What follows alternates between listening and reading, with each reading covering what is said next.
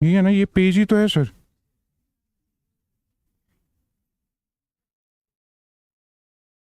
मिल गया, छोड़ो।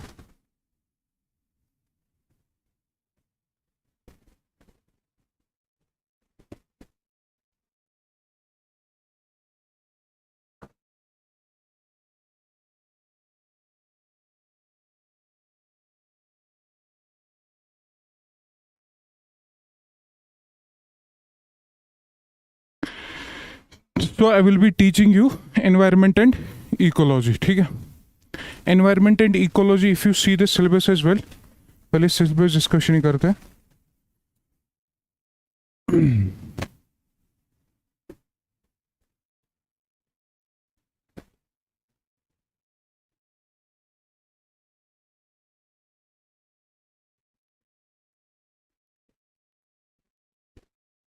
देखो, when it comes to your prelims syllabus, ये खाली लिखा है, ठीक है।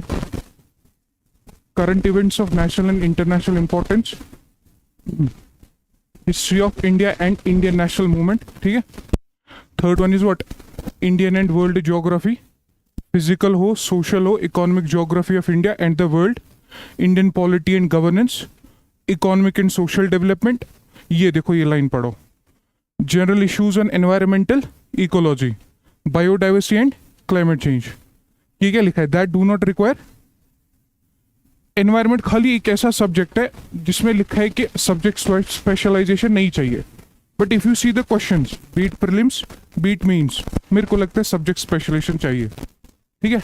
बोला तो इन्होंने कि सब्जेक्ट स्पेशलाइजेशन नहीं चाहिए, but if you see the questions be it prelims या be it mains, you will see एक लेवल है, क्वेश्चंस की एक लेवल है, and with every year that level is going to increase, ठीक है।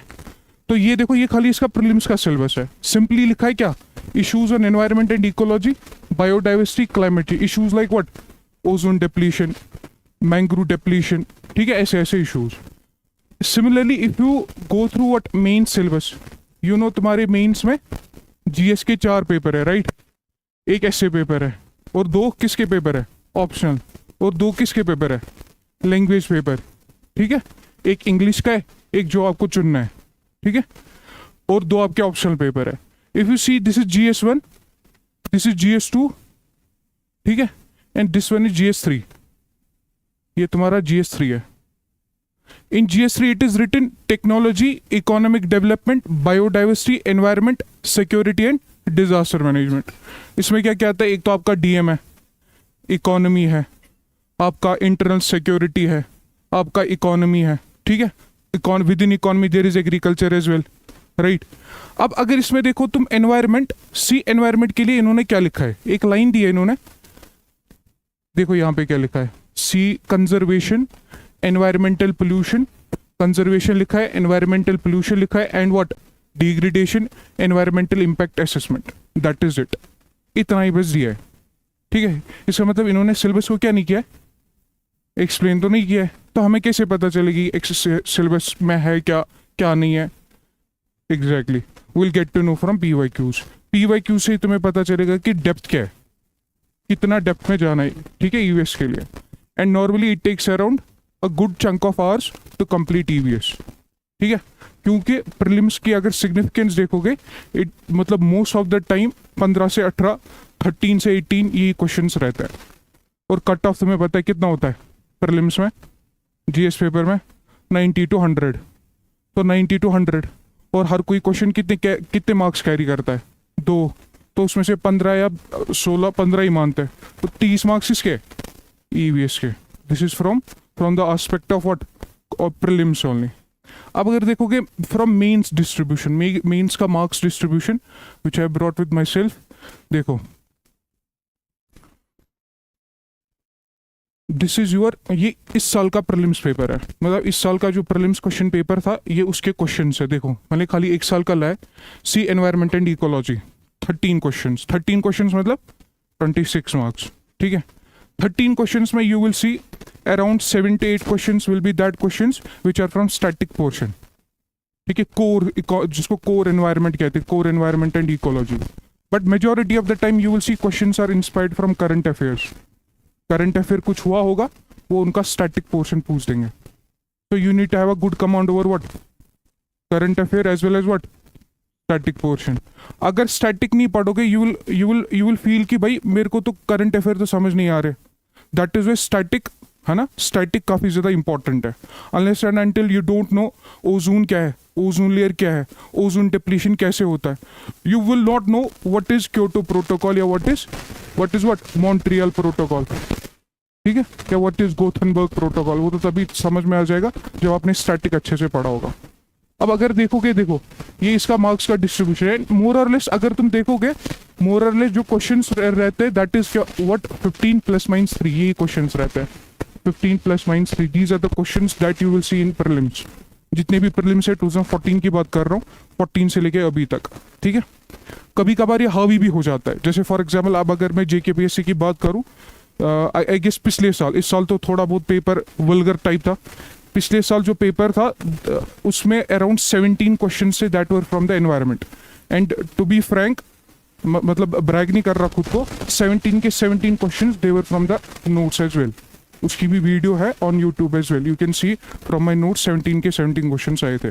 But that I can guarantee what, ये ज़रूरी नहीं कि हर साल ऐसा ही होगा है, रिमेंबर दिस. बट ऐसा है कि you will get to know each and every static portion of environment, not only static, in fact you will get to know 1 year current affairs as well from my side. ठीक है, उसके बाद तुम्हें क्या करना है that I will tell you. ठीक है, अब अगर इसके मेंस का सिलेबस खाली इतना लिखा है, conservation, environmental pollution and degradation, environmental impact assessment, and this is here I have also decoded it. ठीक है, यहाँ पे मैंने मेंस का सिलेबस थोड़ा बहुत डिकोड किया है, you will get this PDF.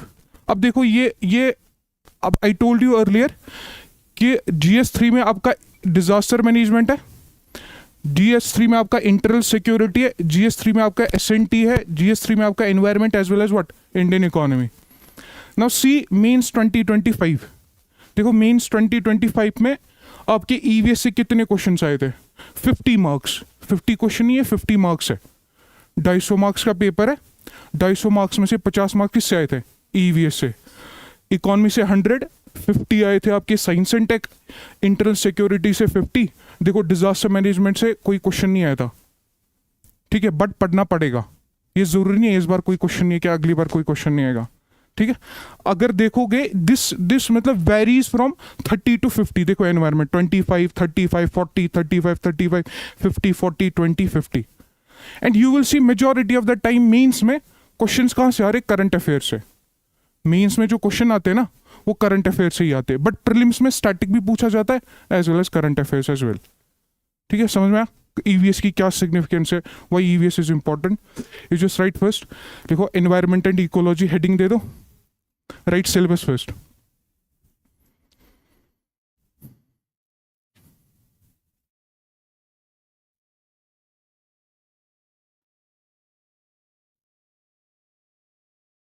Right syllabus heading दे दो, प्रीलिम्स सिलेबस पहले, प्रीलिम्स का सिलेबस लिखो पहले. प्रीलिम्स लिखो general issues on environmental ecology, general issues on environmental ecology, general issues on environmental ecology, comma biodiversity and climate change, biodiversity and climate change. ठीक है, that do not require subject specialisation, but चाहिए. लिखा तो है नहीं है but चाहिए. पहले होता था 14, 15, 16 में क्वेश्चंस इजी आते थे, बट यू विल सी कि पेपर्स की लेवल क्या हो गई है, काफ़ी ज़्यादा बढ़ गई है. ठीक है, जैसे मैं अपना बताता हूँ, I use to take around 100-110 hours to complete what EVS. Now it takes more time to complete EVS because इसी सब्जेक्ट स्पेशलाइजेशन हो गई है. ठीक है, I will show you the ये PYQs एज वेल. उसके बाद देखो इसका मेंस का syllabus, right. Mains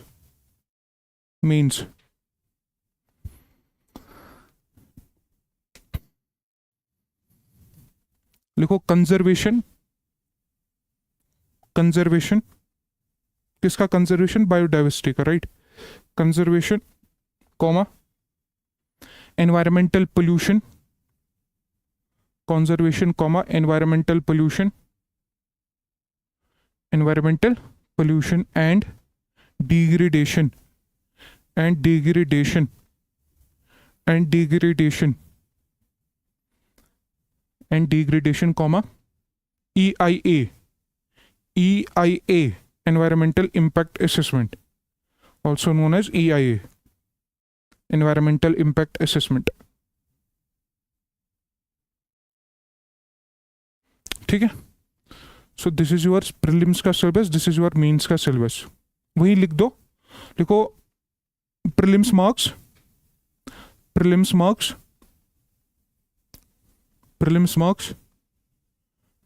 plus minus 3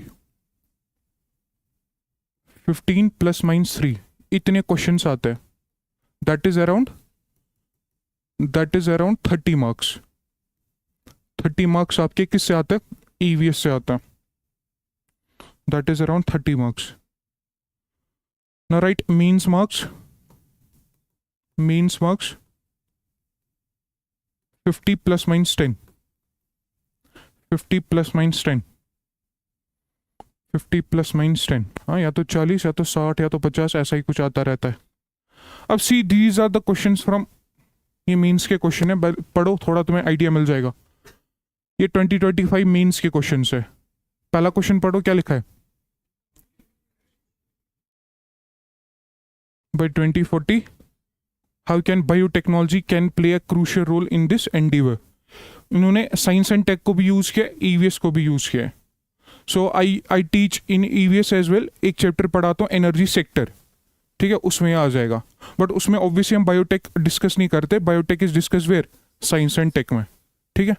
similarly see next question, what is carbon capture utilisation and storage. What is the potential role of CCUS in tackling what? Climate change. ये काफी ज्यादा discussion में था. कहाँ पे?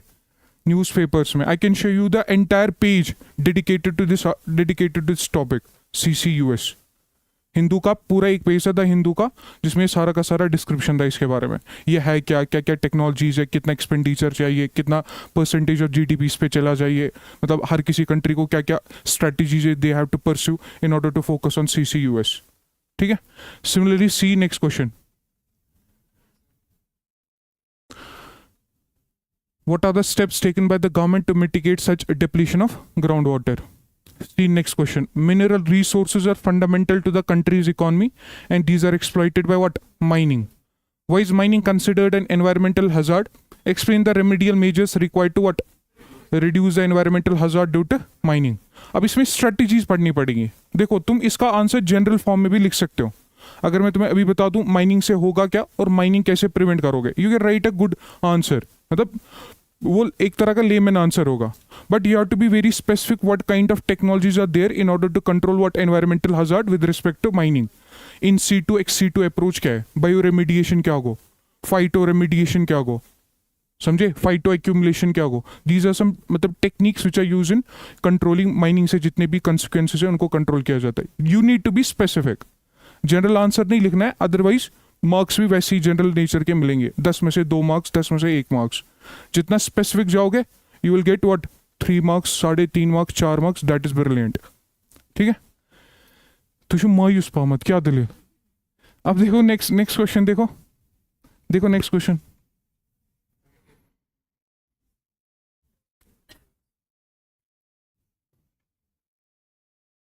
ये पूरे साल न्यूज में था. ठीक है. NDCs या INDCs ये पूरे साल न्यूज में था और इसी पे क्वेश्चन आया था. ठीक है. What are NDC? Glasgow summit में क्या हुआ था, पेरिस एग्रीमेंट में क्या हुआ था, and how has the first nationally determined contribution intended by India been updated in 2022. Next ये देखो 2024 के क्वेश्चन है. देखो इसमें से एक चीज बताता हूँ, ये क्वेश्चन पढ़ो और ये क्वेश्चन पढ़ो. ये वाला क्वेश्चन पढ़ो, क्या लिखा है इसमें, खाली किस पे फोकस था इस वाले क्वेश्चन में, ग्राउंड वाटर. अब इसमें देखो इस पे किस पे फोकस है, रिवर वाटर. तो तुम्हारे लिए कौन सी थीम इंपॉर्टेंट बनी? रिवर की थीम तुम्हारे लिए इंपॉर्टेंट है, वाटर की थीम तुम्हारे लिए इंपॉर्टेंट है, बीट अंडरग्राउंड वाटर या बीट सरफेस वाटर. जैसे इस पे क्वेश्चन देखो क्या लिखा था, industrial pollution of river water is a significant environmental issue in India. Discuss the various mitigation measures to deal with this problem and also the government initiatives in this regard.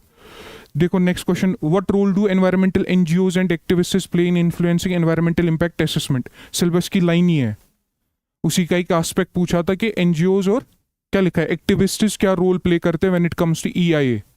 ठीक है, outcomes for major projects in India, cite 4 examples, ये भी लिखा है, example 4 लिखो। You will सी, मतलब देखो ये थीम भी देखो, ये किस पे, अब ये क्वेश्चन देखो, ये भी वाटर पे है, रिवर वाटर पे भी पूछा है, अंडरग्राउंड वाटर पे भी पूछा है, अब किस पे पूछा है, फ्रेश वाटर पे भी। एंड रिमेंबर यूपीएससी में क्वेश्चंस रिपीट होता है, मेंस में क्वेश्चंस डिटो रिपीट हो रहा है।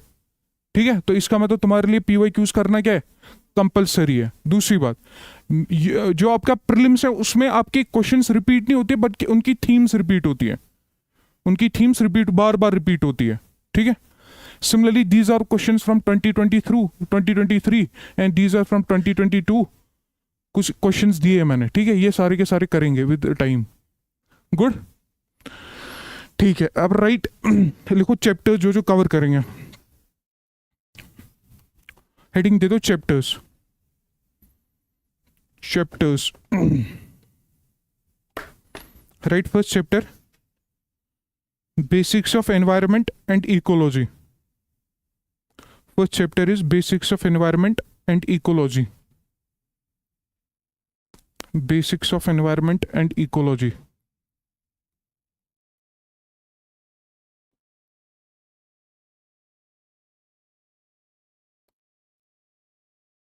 Second, biodiversity and its conservation.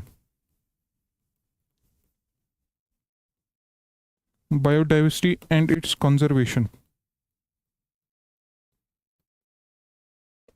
Biodiversity and its conservation. Right, third, pollution. Pollution, comma, types and related aspects, and related aspects, and related aspects. Next, climate change. Next one is climate change. Climate change and related conventions, and related conventions. Climate change and related conventions. Next, next लिखो national legislations, national legislations, national legislations.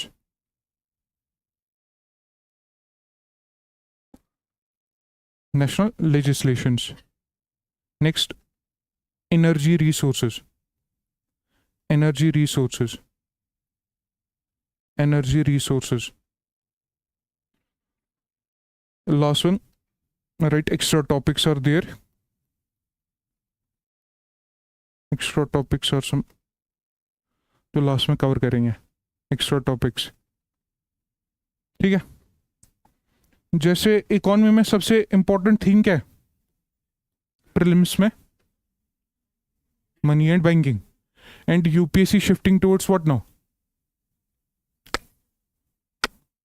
Stock market and exactly UPSC slowly shifting towards that. ठीक है, तो तुम्हारे लिए it should become important for you कि उस पर ज़्यादा फोकस करना है। ठीक है, अब देखो मैं क्या कह रहा हूँ, इसमें तुम अगर देखोगे इस पे हर साल क्वेश्चंस आता है, climate change and related conventions. जैसे इस बारी पेरिस एग्रीमेंट पे क्वेश्चन आया था, पेरिस एग्रीमेंट के एक आर्टिकल पे क्वेश्चन आया था इन प्रीलिम्स। ठीक है, similarly this becomes important for you, basics of environment and ecology. ठीक है, बाकी सब भी इंपॉर्टेंट है, बट इन दोनों पे काफ़ी ज़्यादा फोकस करना पड़ेगा। ठीक है, अब देखो मैं सोर्सेस क्या है इसके, कहाँ से क्या करेंगे। ठीक है, सोर्सेस के लिए देयर आर सम बुक्स। ठीक है, बुक पढ़ने नहीं बैठना, पहले सुनो। ठीक है, बुक एक है PMFIS की, PMFIAS, एक इसकी बुक है, दूसरी बुक है शंकर IAS, जो तुम लोगों ने सुना होगा, शंकर IAS। क्या पढ़ी होती वही तो, क्या पढ़ोगे? सुनो, दूसरी बात, तुम्हारे पास न्यूज़पेपर क्या करना है, न्यूज़पेपर में तुम्हें अभी से क्या करना है, स्पेशली जो नए बच्चे हैं जिन्हें अभी तक न्यूज़पेपर देखा नहीं है, ठीक है, तो उनके लिए क्या करना है? अब देखो, सोर्सेज के लिए अगर मेरे को बोलोगे, सोर्सेज के लिए PMFIS इज बेस्ट। वो इसलिए बिकॉज इसमें अपडेटेड डिटेल्स है, ये अपडेटेड किताबें हैं, ठीक है। एंड इसमें अगर तुम एक काम करना है तुम लोगों को, don't read entire book, remember this, ये सुनो अच्छे से पहले, डोंट रीड एंटायर बुक, ठीक है। मैं तुम्हें कुछ चैप्टर्स पढ़ा दूंगा, वो ऑलरेडी मैं इस बुक से ही तो कवर करूंगा, और सम मतलब की डिटेल्स भी है उसमें होंगे, ठीक है, मेरे नोट्स में।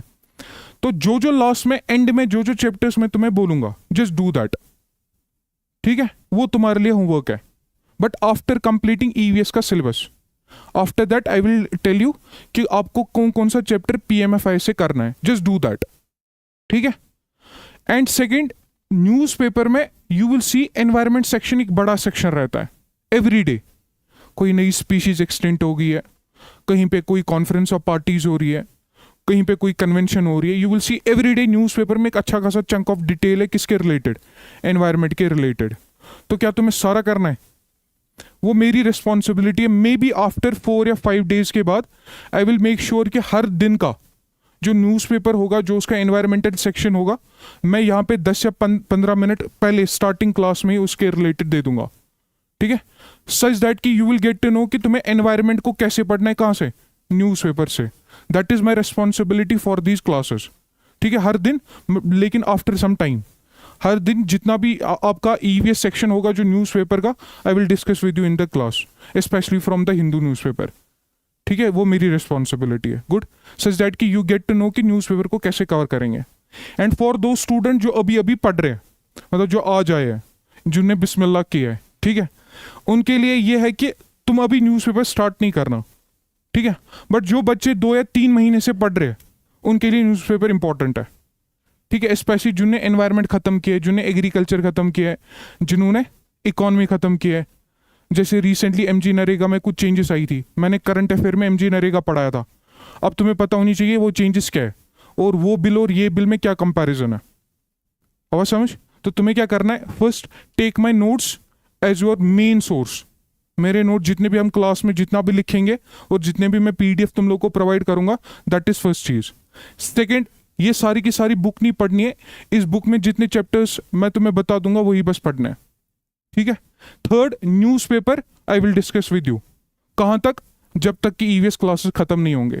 Every day 10-15 minutes to the newspaper, और समझ गया, ठीक है। अब देखो मेरा तारुफ भी सुनो, ठीक है। माई सेल्फ मोमिन लतीफ़, ठीक है, क्योंकि पिछले 2-3 महीने में काफ़ी चेंजेस हो गई है, ठीक है, those who know they know, ठीक है। Myself Momin Latif, and मैं recently I was also selected as assistant director in planning, ठीक है। उससे पहले मैंने UPSC का भी इंटरव्यू दिया है, मैंने GKPSC का भी इंटरव्यू दिया है, ठीक है। मैंने पर्टिकुलरली इन UPSC मैंने इंडियन इकोनॉमिक सर्विसेज का इंटरव्यू दिया है, दैट टू रिसेंट ईयर, ठीक है। अब उसमें हुआ क्या था, आई विल टेल यू, मतलब ये भी सुनो। उसमें हुआ क्या था, उसमें ऑल इंडिया लेवल पे for general category there were only 4 post, ठीक है, ऑल ओवर इंडिया। मेरी रैंक लेकिन 5th थी, बट 4 ही पोस्ट है, and I was out of the list by 3 marks. जो फाइनल लिस्ट थी 3 मार्क्स से रह गया था। उससे पहले मेरा इंटरव्यू कॉल 1 नंबर से रह गया था, that too in Indian economic services, ठीक है। और JKPSC मैंने एक ही बार दिया जिंदगी में जिसमें मेरे को इंटरव्यू कॉल आया था, उसके बाद मैंने JKPSC पे फोकस नहीं किया। Your focus should be entirely on what, UPSC।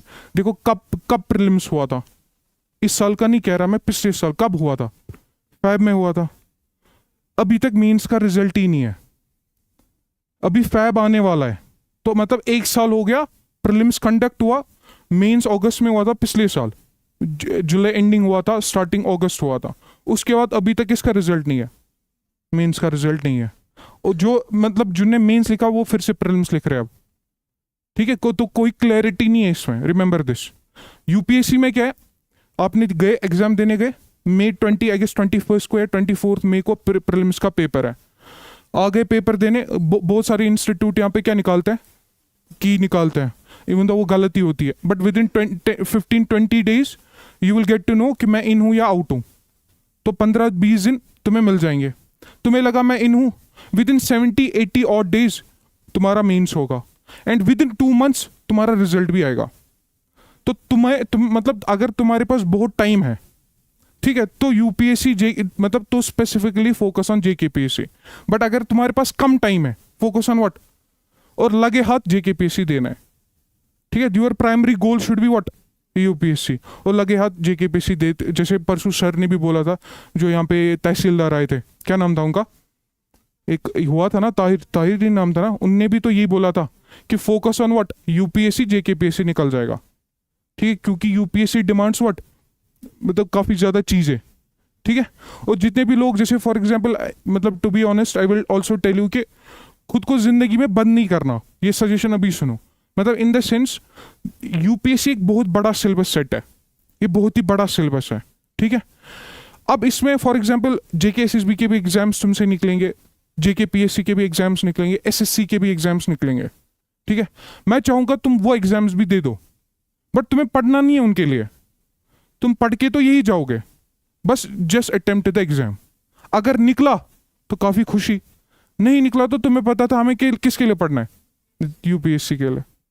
But वो एग्जाम्स देते रहना, क्यों, क्योंकि at the end of the day you should know कि ना, कश्मीरी हम कहते हैं थप गस लागें, ठीक है, सच दैट कि तुम मेंटली और फाइनेंशियली पहले स्टेबल हो जाओ, ठीक है।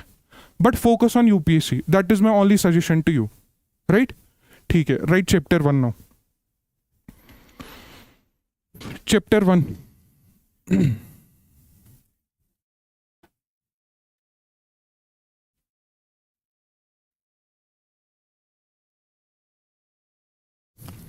Chapter 1, Basics of Environment and Ecology. Right, first, what is environment? What is environment? What is environment?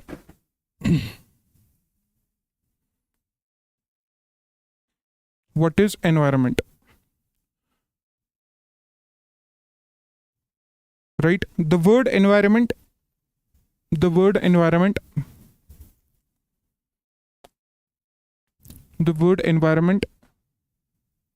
is derived from, हाँ थोड़ा पेस अपनी राइटिंग की बढ़ानी है, ठीक है।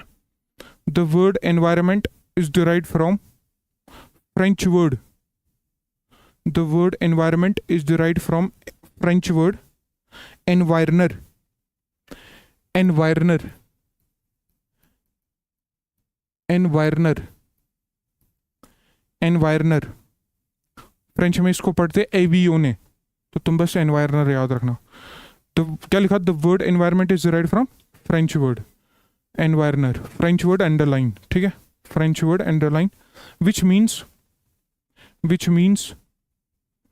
Means to surround, which means to surround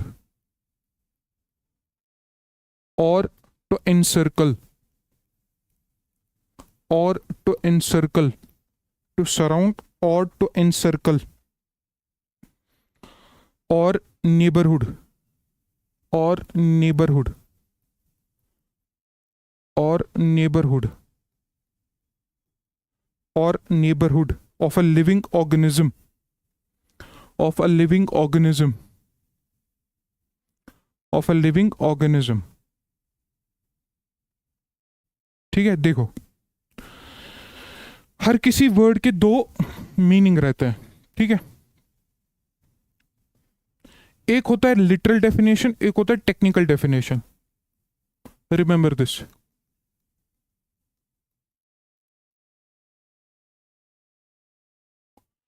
literal मतलब वर्ड क्या कह रहा है, जैसे आई टोल्ड यू एनवायरनमेंट का मतलब क्या है, कहां से आया है, इसको कहते हैं लिटरल डेफिनेशन। टेक्निकल डेफिनेशन मतलब जो किसी टेक्नीशियन, जो किसी स्पेशलिस्ट ने इसके बारे में दी होगी। जैसे इकोनॉमिक्स किससे डिराइव होता है, फ्रेंच वर्ड से। तुम लोगों ने तो पढ़ा, करतोश तुम समझती, जैसे for example I will tell you, सुनो, इधर इधर फोकस करो। हर किसी वर्ड के दो सेंस है, एक तो लिटरल सेंस होता है, एक टेक्निकल सेंस होता है। जो तुमने लिखा that is literal sense. Word क्या कह रहा है? Simply word environment is derived from French word which means एक लिविंग ऑर्गेनिज्म में जो भी उसके सराउंडिंग में है, जो भी उसके नेबरहुड में है, या जो कुछ भी चीजें उसको सराउंड कर रही है, दैट इज एनवायरमेंट। हाँ, टू एनसर्कल, टू सराउंड, और जो भी उसके नेबर में हुड में है। लिविंग ऑर्गेनिज्म मतलब वन लिविंग बीइंग, एक लिविंग बीइंग के सराउंडिंग में जो कुछ भी है, that is what, that is environment. ठीक है, बट ये तो इसकी लिटरल डेफिनेशन हुई, एनवायरमेंट है क्या? Simple. Now there is technical definition as well, and Albert Einstein has said that whatever is not me is what, environment. मेरे को छोड़ के जो भी सराउंडिंग में है, दैट इज व्हाट, एनवायरमेंट। मतलब क्या कहने का है? जो भी बायोटिक, जो भी लिविंग एंड जो भी नॉन लिविंग फैक्टर्स है, कंपोनेंट्स है, जो एक ऑर्गेनिज्म को सराउंड करता है। मेरे को क्या सराउंड कर रहे हैं अभी? तुम लोग हो, तुम लोग लिविंग कंपोनेंट हो। ये चेयर है, ये नॉन लिविंग कंपोनेंट है। हवा है, वाटर वेपर है, that is surrounded, that is surrounding me, this is environment. ठीक है, राइट। देखो इसमें according to Albert Einstein, according to Albert Einstein, Einstein, according to Albert Einstein, comma, the environment is, अब पूरा मत लिखा करो environment, write like this, environment, environment is everything, environment is everything that is not me, every, environment is everything मेरे को छोड़ के, environment is everything that is not me, मेरे को छोड़ के जो भी सराउंडिंग में, दैट इज व्हाट, सिंपल, जो भी एक ऑर्गेनिज्म को सराउंडिंग में रहेगा, that is environment. Good, right. Next definition, as per section 2, as per section 2 of environmental protection act 1986, as per section 2 of environmental protection act 1986, remember this year, 1986,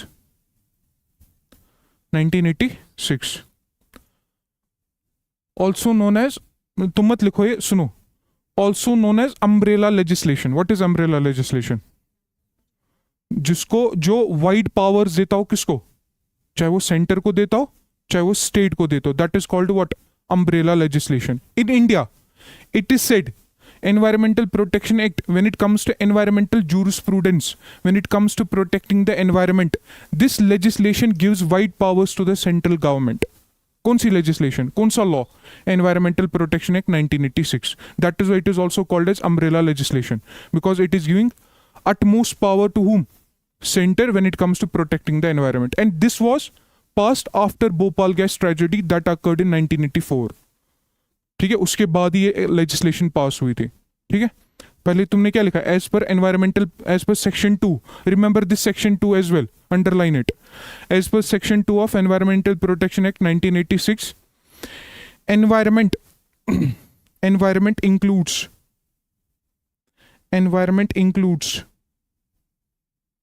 environment includes water, comma air, environment includes water, comma air, comma land, and the interrelationship,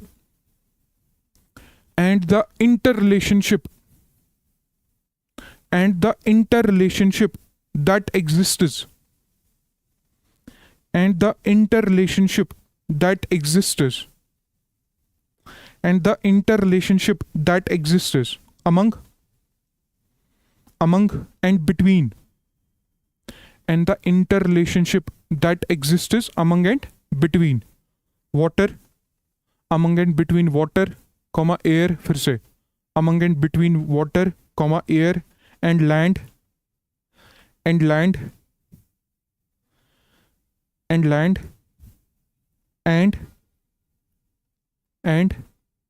human beings,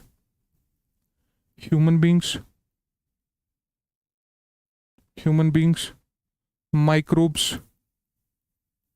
human beings, microbes, and property, and property, and property.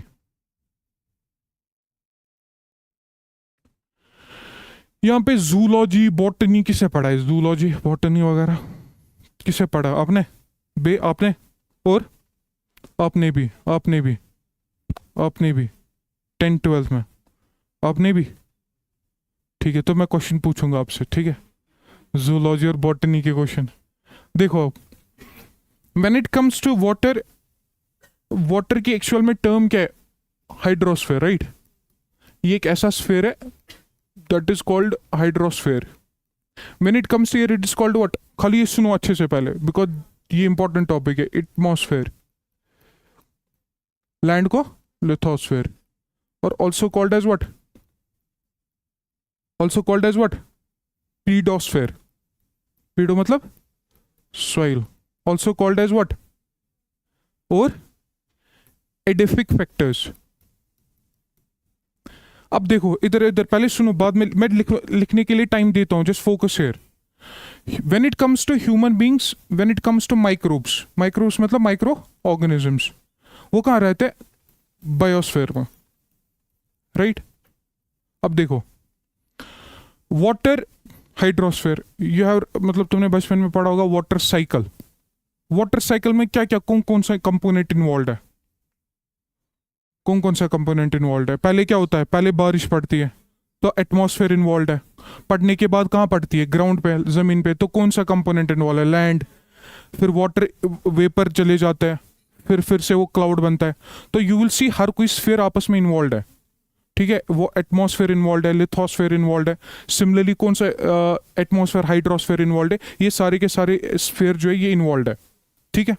Now what I am saying कि when we talk about water, water को actual में जो term indicate करती है that is hydrosphere. Hydrosphere will include each and every component of water.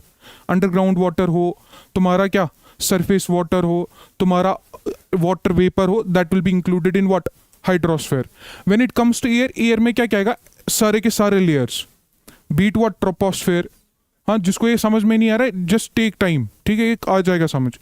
जिस ये height क्या है हमारा पहला लेयर? ट्रोपोस्फेयर, फिर स्ट्रेटोस्फेयर, फिर मीजोस्फेयर, फिर एक्सोस्फेयर, ठीक है?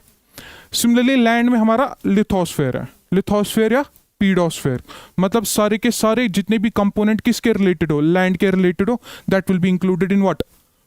ठीक है? अब जहां पे तीनों इंटरैक्ट होते हैं, जहां पे हाइड्रोस्फेयर इंटरैक्ट होता है, एटमॉस्फेयर इंटरैक्ट होता है, लिथोस्फेयर इंटरैक्ट होता है, जहां पे तीनों आपस में इंटरैक्शन करते हैं वही बायोस्फेयर बनाता है। सी जहां पे तुम अभी सिचुएटेड हो, दिस इज बायोस्फेयर। एटमॉस्फेयर भी इंटरैक्टिव है, इंटरैक्शन एटमॉस्फेयर की भी हो रही है, लैंड भी है, लिथोस्फेयर भी है, और क्या है? हाइड्रोस्फेयर भी है। तो जहां पे ये तीनों चीजें मिलती है, there only life can survive. That is why biosphere is called what? That thin layer on earth where life exists. जहां पे लाइफ एग्जिस्ट होती है उसको क्या कहते हैं? बायोस्फेयर। बायोस्फेयर इसलिए कहते हैं क्योंकि यहाँ पे तीनों की तीनों स्फीयर आपस में क्या कर रहे हैं? इंटरैक्शन कर रहे हैं, और इंटरैक्शन की वजह से वो सर्कमस्टांसेस बन रही है जिसके कारण लाइफ है वो सस्टेनेबल है। That is in existing in nature. आवाज समझ? But what about property? अब इस डेफिनेशन में तो उन्होंने प्रॉपर्टी भी लिखा है। प्रॉपर्टी, जब हम प्रॉपर्टी की बात करें, प्रॉपर्टी मतलब एंथ्रोपोस्फेयर या एंथ्रोपोस्फेयर। सी हियर, ये है क्या? कहते हैं कि एनवायरमेंटल प्रोटेक्शन एक्ट 1986 जो है ये एक ऐसी डेफिनेशन देता है that includes each and everything that is also created by humans. जैसे ह्यूमंस क्या बनाते हैं? रोड्स बे, एग्रीकल्चर लैंड बनाते हैं, और बिल्डिंग्स वगैरह, ट्रांसपोर्टेशन सिस्टम वगैरह, सुना? जितने भी चीजें ह्यूमंस बनाते हैं that is included in this sphere, anthroposphere. Anthroposphere मतलब एंथ्रो मतलब man. All the things that are created by humans, that are created by man, that are included under what category? Property. ठीक है, ये सुनो ये discussion. इसका मतलब जो एनवायरमेंट है, एनवायरमेंट में ना खाली हमारा लिथोस्फेयर आता है, एटमॉस्फेयर आता है या हाइड्रोस्फेयर आता है, बल्कि इसमें जितना भी ह्यूमंस इंटरैक्शन कर रहे हैं किसके साथ? इन सारे स्फीयर के साथ, वो चीजें भी आती है। जैसे for example, how humans are altering hydrosphere? Tell me, humans कैसे हाइड्रोस्फीयर को ऑल्टर कर रहे हैं? By extracting what? Ground water. Humans कैसे एटमॉस्फेयर को ऑल्टर कर रहे हैं? पोल्यूशन। Nice, good. ह्यूमंस कैसे लिथोस्फेयर को ऑल्टर कर रहे हैं? पोल्यूशन ही मान के चलो, ठीक है। एंड यू विल सी कि जो एंथ्रोस्फेयर है, एंथ्रोपोस्फेयर है, ये वो स्फेयर है जहां पे सारी की सारी चीजें जो ह्यूमंस ने बनाई है, be it tangible, be it intangible. Tangible मतलब क्या? बिल्डिंग्स वगैरह जिनको हम टच कर सकते हैं। इनटेंजिबल मतलब जिसको हम टच नहीं कर सकते। For example knowledge, also known as noosphere, अभी आ जाएगा विद टाइम, ठीक है। तो अब देखो, एनवायरमेंटल प्रोटेक्शन एक्ट कहता है कि भाई लैंड हो, वाटर हो, या क्या हो, या एयर हो, इनके बीच में जितने भी इंटरेक्शन हो रही है, इनके बीच में जितने भी क्या इंटरेक्शन हो रही है, कैसे वाटर जैसे इंटरेक्ट कर रहा है लैंड के साथ, अभी जो बताया वाटर साइकिल, इनके बीच में जितने भी इंटरेक्शन हो रही है, और इनके सारी की सारी इंटरेक्शंस किसके साथ? ह्यूमंस के साथ। और ह्यूमन जितने भी क्या कर रहे हैं, जितने भी अपने वांट्स को सेटिस्फाई करने के लिए जितने भी चेंजेस ला रहे हैं, किसमें? लैंड में, वाटर में, एयर में, वो सारा का सारा एनवायरमेंट है। आवाज समझ गया? इट मीन्स जब एनवायरमेंटल प्रोटेक्शन एक्ट की बात करते हैं, ये एक अपडेटेड डेफिनेशन दे रहा है किसकी? एनवायरमेंट की। कल को ह्यूमंस ने, फॉर एग्जांपल जैसे इलॉन मस्क ने क्या बनाया, स्टारलिंक, वो क्या है? वो कंपोनेंट है ना, वो ह्यूमंस ही तो क्रिएट कर रहे हैं कुछ चीजें। वो अब कहाँ पे है? एटमॉस्फेयर में, ठीक है, लो अर्थ ऑर्बिट पे। तो ऑब्वियसली इट शोज व्हाट, ये दिखाता क्या है? इट शोज कि ह्यूमन जो है कुछ चीजें बनाने के बाद एटमॉस्फेयर में क्या कर रहे हैं? फॉर एग्जाम्पल मॉडिफाई कर रहे हैं, चेंजेस ला रहे हैं। So when it comes to anthroposphere, when it comes to anthropology, anthroposphere, it will include all the things that are created by humans. Humans का फुटप्रिंट है, ह्यूमंस का प्रिंट है कहाँ पे? In each and every ecosystem, ecosystem छोड़ो, in each and every layer on the earth, है ना। Humans का अगर तुम देखोगे, for example I will tell you an interesting fact. कहते हैं कि ह्यूमंस ने अभी तक खाली 5% ऑफ द ओशंस को डिस्कवर किया है। कितना? 5%। But humans have impacted 100% of the oceans. कैसे? वहां से हमें निकलते क्या, बॉटम पे जो ओशन बेड पे जो स्पीशीज रह रहे उनमें माइक्रोप्लास्टिक मिल रहा है। इट शोज व्हाट, ह्यूमंस ने 100% इम्पैक्ट किया है किसको? नेगेटिवली इम्पैक्ट किया है किसको? ओशंस को। तो कहने का क्या मतलब है? कहने का ये मतलब है कि ह्यूमन जो है वो सारे के सारे लेयर्स को, सारे के सारे स्फीयर्स को क्या कर रहे हैं? इफेक्ट कर रहे हैं। बी इट पॉजिटिवली इफेक्ट या be a negatively affect, that does not mean that will not be counted, but remember this कि ह्यूमन जो है वो इम्पैक्ट कर रहे हैं, सारे के सारे स्फीयर्स को इम्पैक्ट कर रहे हैं। अब एनवायरमेंटल प्रोटेक्शन एक्ट सारे के सारे स्फीयर्स को बना के एनवायरमेंट की डेफिनेशन दे रहा है। It will include lithosphere, hydrosphere, atmosphere, biosphere as well as what, anthroposphere. ठीक है, मतलब कल को कोई भी चीज बनाई that will automatically get included in the definition of environment. क्यों? क्योंकि इसमें यहाँ पे लिखा है एंथ्रोपोस्फेयर मतलब assets created by humans and nature modified by humans. ठीक है, automatically it will get included in the definition of environment. कल को फॉर एग्जाम्पल हमने क्या भेजा, स्टेशन भेजा कहाँ पे, एक स्टेशन, स्पेस स्टेशन भेजा आसमान में, इंडिया ने भेजा। ठीक है, that will be automatically include in the definition of environment because इन्होंने ब्रॉडली डिफाइन किया एनवायरमेंट को। It includes each and every item that is created by humans, that is modified by humans. आवाज समझ? अब देखो, व्हेन इट कम्स टू एंथ्रोपोस्फेयर, इस पे focus करता हूं मैं। एंथ्रोपोस्फेयर मतलब एसिड्स या नेचर मॉडिफाइड बाय ह्यूमंस। ठीक है, मॉडिफाइड बाय ह्यूमंस। अब देखो, इसमें देखो ये चीज क्या समझनी है हमें। कहते हैं कि ह्यूमंस ने टेंजिबल गुड्स भी बनाए, इनटेंजिबल गुड्स भी बनाए। Tangible as well as what, intangible. Intangible में फॉर एग्जांपल नॉलेज रखते हैं। क्या रखते हैं? नॉलेज। फॉर एग्जांपल एआई ले लो। टेंजिबल मतलब जैसे बिल्डिंग्स है, जैसे आपका ग्रिड इंफ्रास्ट्रक्चर है, इलेक्ट्रिसिटी पाइपलाइंस है, या ऑप्टिक फाइबर केबल्स है, सारा का सारा जो भी इंसानों ने बनाए ये टेंजिबल कैटेगरी में आएगा, या तो किस में, इंटेंजिबल कैटेगरी में। हर कुछ, हर कोई चीज। ठीक है, दिस इज ऑल्सो कॉल्ड, जो इंटेंजिबल है ना, इंटेंजिबल चीज है जो इंसानों ने बनाए, that is called noosphere. That is called as what, noosphere. NOOSPHERE, noosphere. सारी की सारी चीजें, सारी के सारे इंटेंजिबल चीजें जो ह्यूमंस ने बनाए। अब देखो, अब हमने क्या किया, पूरी अर्थ को, ये सुनो डिस्कशन, हमने पूरी अर्थ को क्या किया, हमने पूरी अर्थ को कुछ टाइम वाइज डिवाइड किया है। किसी ने मे बी ज्योग्राफी पढ़ी हो तो हम उनको कहते हैं इपोच। मतलब हमने जितनी भी अर्थ की जो एज है ना, उसको कुछ टाइम जोन्स में डिवाइड किया है। ठीक है, मतलब ऑब्वियसली किस बेसिस पे डिवाइड किया होगा, कुछ क्राइटेरिया रहा होगा जिस बेसिस पे हमने पूरी की पूरी अर्थ की जो जितनी भी एज है उसको कुछ इपोचेस में, कुछ एराज में, कुछ इयॉन्स में डिवाइड किया है। ठीक है, यानी पूरी की पूरी अर्थ की जितना भी लाइफ टाइम है, पूरी की पूरी अर्थ को, उसको हमने कुछ टाइम्स में क्या किया है, डिवाइड किया है। जिस टाइम में अभी तुम हो उसको कहते हैं होलोसीन। उसको क्या कहते हैं, होलोसीन। Remember this. अभी जिस टाइम पीरियड में सारे के सारे इंसान है, this will be taught in geography, I am just giving a bird's eye view. ठीक है, जिस टाइम पीरियड में अभी है उस टाइम पीरियड को कहते हैं होलोसीन। अब बोला गया था, साइंटिस्ट ने बोला गया कि भाई होलोसीन गया, होना चाहिए था एंथ्रोपोसीन। क्यों? क्योंकि ह्यूमंस का जो फुटप्रिंट है that is on each and everything. After industrial revolution earth पे काफी ज्यादा चेंजेस हुई है।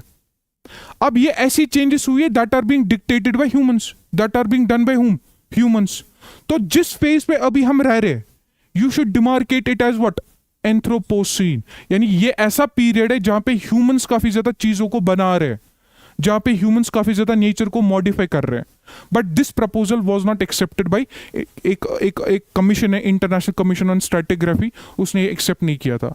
You are still on Holocene, in Holocene, उसी पीरियड में अभी भी हो। ठीक है, just remember this, you do not need to write it. ठीक है, तो बोला गया था कि भाई ये पीरियड, इसको डिमार्केट क्या कर दो, एंथ्रोपोसीन, बट एक्सेप्ट नहीं किया गया। ठीक है, क्योंकि तुम क्या देखोगे, तुम देखोगे देयर आर मार्कर, मार्कर समझ रहे हो? अगर तुम देखोगे ह्यूमंस, जैसे फॉर एग्जांपल ह्यूमंस जो है, they release some pollutants that are called POPs. POP मतलब परसिस्टेंट ऑर्गेनिक पोल्यूटेंट। ये ऐसे पोल्यूटेंट्स है जो कभी डिग्रेड नहीं होते।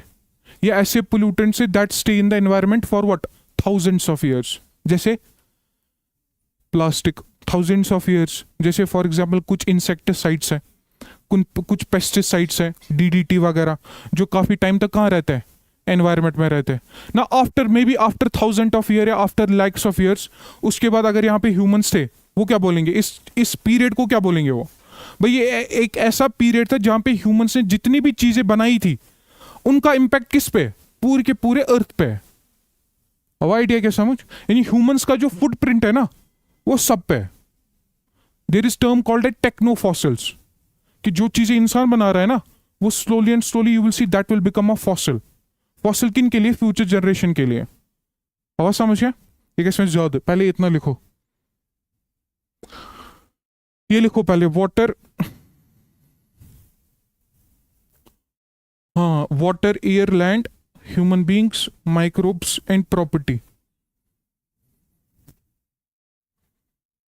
इसको ऐसे ही लिख दो खाली, hydrosphere, atmosphere, lithosphere, pedosphere, edaphic factors भी कहते हैं इनको, रिलेटेड टू सॉइल, पीएच वगैरह। ह्यूमन बींग्स, माइक्रोब जहां रहते that is called biosphere. Property मतलब एंथ्रोपोस्फेयर।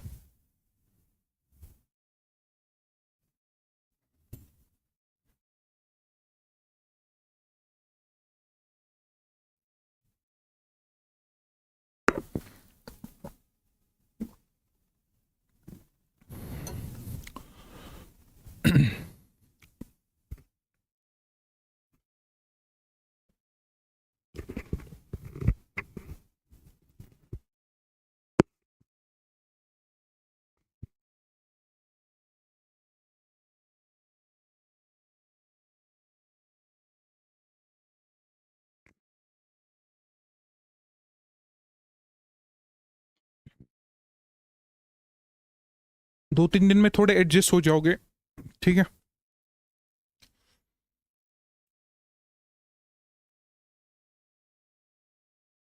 EDAPHIC, ये आ जाएगा, डोंट वरी, एडेफिक फिर से आ जाएगा, चीजें फिर से आने वाली है, तो टेंशन नहीं लेना। जैसे फॉर एग्जांपल ये भी बताता हूँ, आई टीच ईवीएस भी पढ़ाता हूँ मैं, एग्रीकल्चर भी पढ़ाता हूँ, I teach internal security, current affair भी, इंफ्रास्ट्रक्चर भी, बहुत सारी चीज़ें मैं पढ़ाता हूँ। तो कहीं भी कभी ना कभी ये फिर से चीज़ें आती है। जैसे for example soil health card scheme सुनी है, उसमें ये एडिफिक फैक्टर्स उसमें है, तो ये कभी ना कभी आएगा, डोंट वरी, ठीक है। Right, give the heading anthroposphere. Anthroposphere, एंथ्रोपोस्फेयर।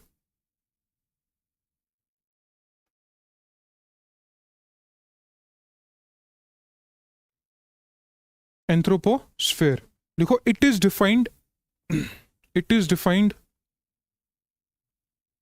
as the part of the earth system. It is defined as a part of the earth. It is defined as a part of the earth. It is defined as a part of the earth, made or modified by human activity. As a part of the earth, made or modified by the human activity. Made or modified by the human activity. Made or modified by the human activity. Full stop. It encompasses, या it includes लिख दो, it includes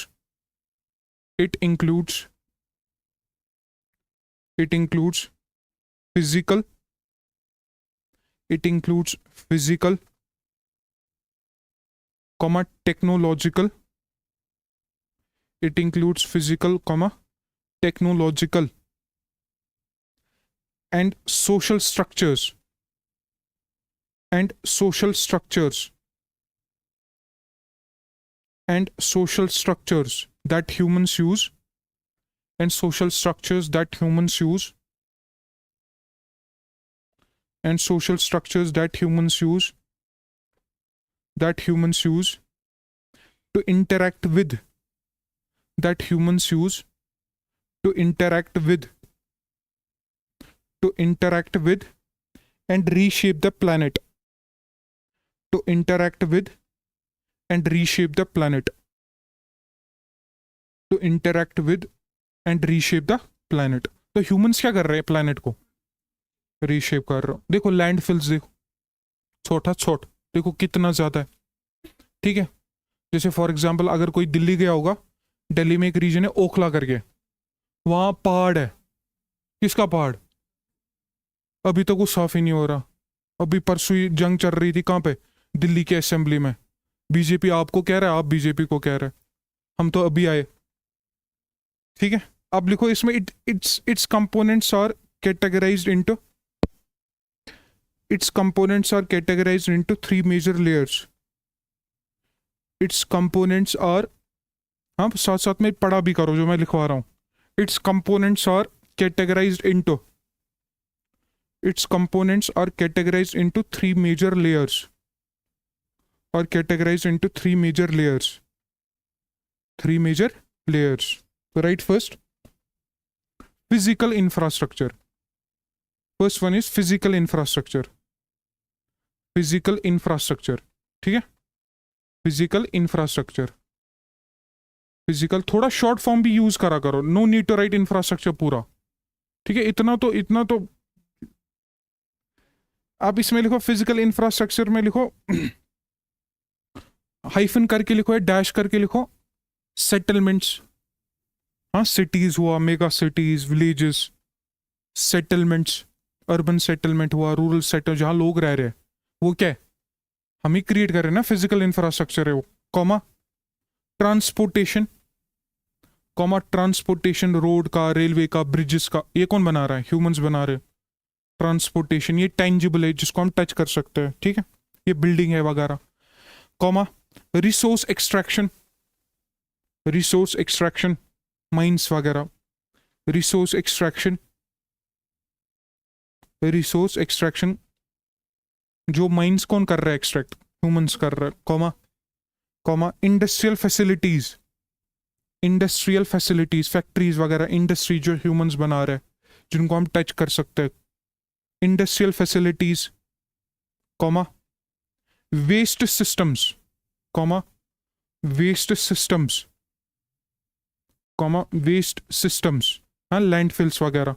ठीक है, ये सारा का सारा किस में आएगा? देखो किस में आएगा, ये फिजिकल इंफ्रास्ट्रक्चर में सारा का सारा जो ह्यूमंस ने बनाया. ठीक है, now right second component technological networks, technological networks, technological networks. इसमें लिखो क्या क्या आएगा, कॉमा करके या हाइफन करके. Energy grid, energy grid,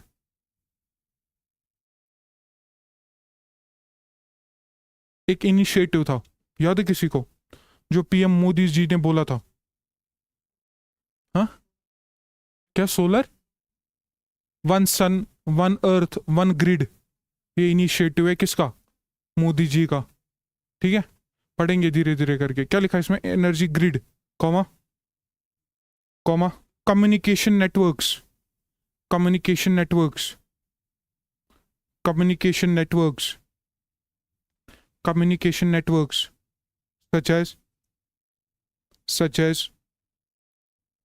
such as under sea internet cables. Communications में लिखा पहला क्या, under sea internet cables, CABLES cables, comma comma, satellite constellation, Musk सोबिन। ठीक है, satellite constellations, satellite constellations, satellite constellations, comma comma, लिखो TV broadcast, TV broadcast, TV broadcast. Next लिखो comma, space layer, space layer, space layer, space layer मतलब है,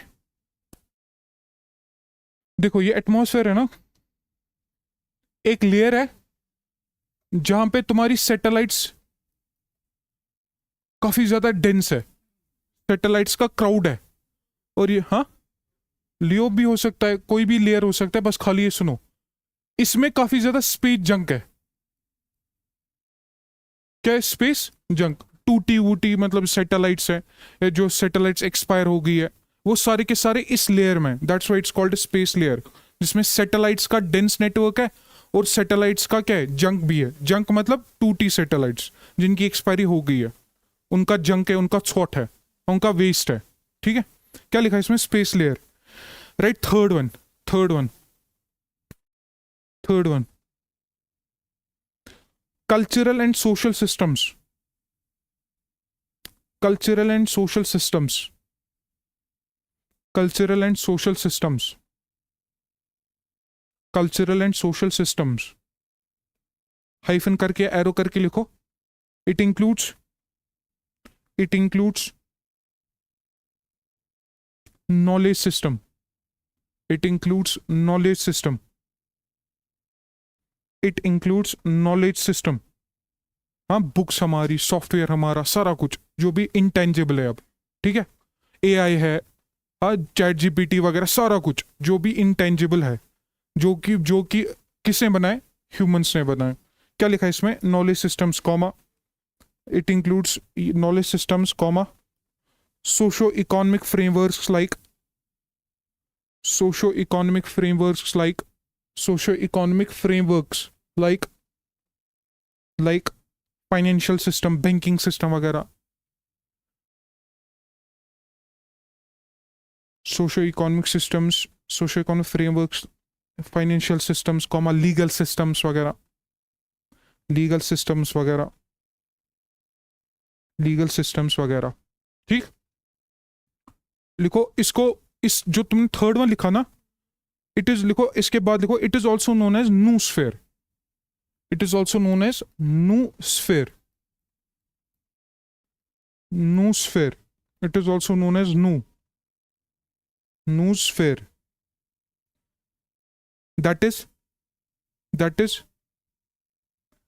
is sphere of human thought, that is anthroposphere में ही है, that is sphere of human thought, that is sphere of human thought। Good, अब इसको एक बारी पढ़ो, फिर मैं इसका रिवाइज कराता हूं। पढ़ो पहले ये सारा, क्या क्या लिखा है इसमें।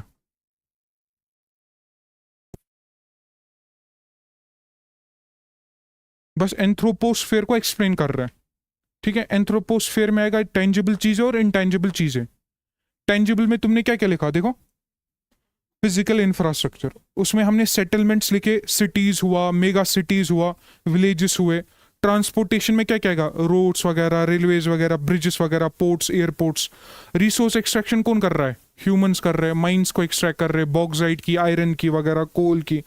इंडस्ट्रियल फैसिलिटीज ह्यूमंस बना रहे हैं, factories, power plants, nuclear installations वगैरह वगैरह। And last one is what, waste system, landfill वगैरह। फिर हमने लिखा ये भी फिजिकल इंफ्रास्ट्रक्चर ही है, हाँ ये भी फिजिकल इन द सेंस ये भी टेंजिबल है, जो तुमने सेकंड लिखा एनर्जी ग्रिड वगैरह। क्या क्या लिखा इसमें, एनर्जी ग्रिड, इसमें हमने कम्युनिकेशंस लिखे, अंडर सी इंटरनेट केबल्स लिखे, सैटेलाइट कॉन्स्टलेशंस देखे, ठीक है, स्पेस लेयर देखा जिसमें काफी ज्यादा स्पेस जंक है। And third one is intangible, वो थॉट, वो चीजें जो ह्यूमंस ने बनाई है but you can not touch them. For example knowledge है, ठीक है, बुक्स है हमारी, बुक्स को टच कर सकते हो बट बुक्स से जो कंटेंट मिल रहा है तुम्हें, जिसमें जो बकवास यहाँ से कर रहा हूँ, that is nothing, that is knowledge, ठीक है। This is called noosphere, this is called what, noosphere, sphere of human thought, ठीक है, आवाज समझ, ठीक है। अब इधर फोकस करो, देखो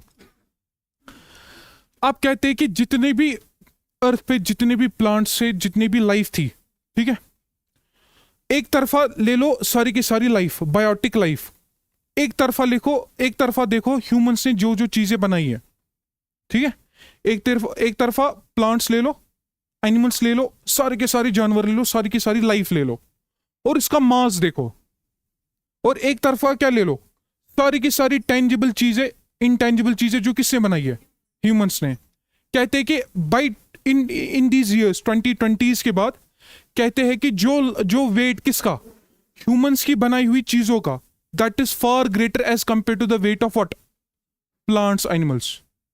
आवाज समझ गया, यानी ह्यूमंस ने अर्थ पे जितनी भी चीजें बना रहे हैं, बिल्डिंग्स बना रहे हैं, सेटलमेंट्स बना रहे हैं, जो भी चीजें बना रहा है इंसान, उनका वेट किससे ज्यादा है, प्लांट्स एंड एनिमल लाइफ का मास को लेके उनका कंबाइंड वेट उससे कम है।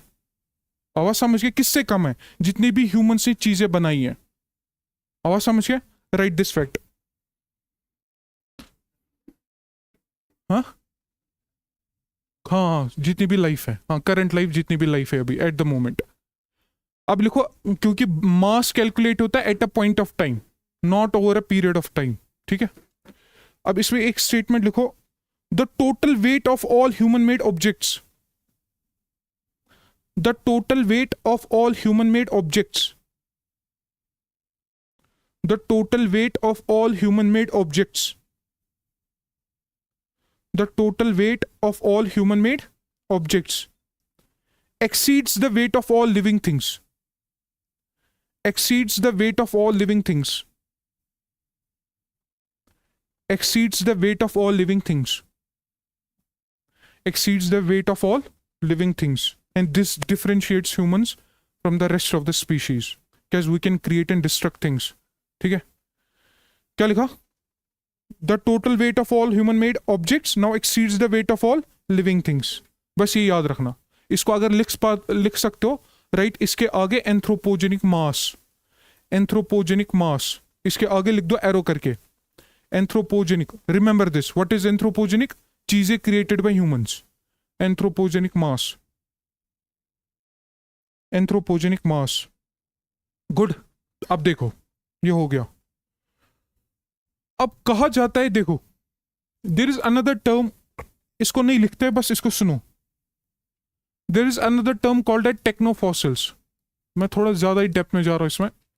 टेक्नोफॉसिल्स मतलब वो फॉसिल्स, वो चीजें जो कौन बना रहा है, जो ह्यूमंस बना रहे हैं और जो फॉसिलाइज्ड हो रहे हैं, जो एक तरह का मार्कर्स हो रहे हैं। जैसे देयर आर सम, सुनो खाली, there are some entities called as novel entities, वो चीजें जो ह्यूमंस बना रहे हैं और जिसको हमें एनवायरनमेंट में कभी देखा नहीं है।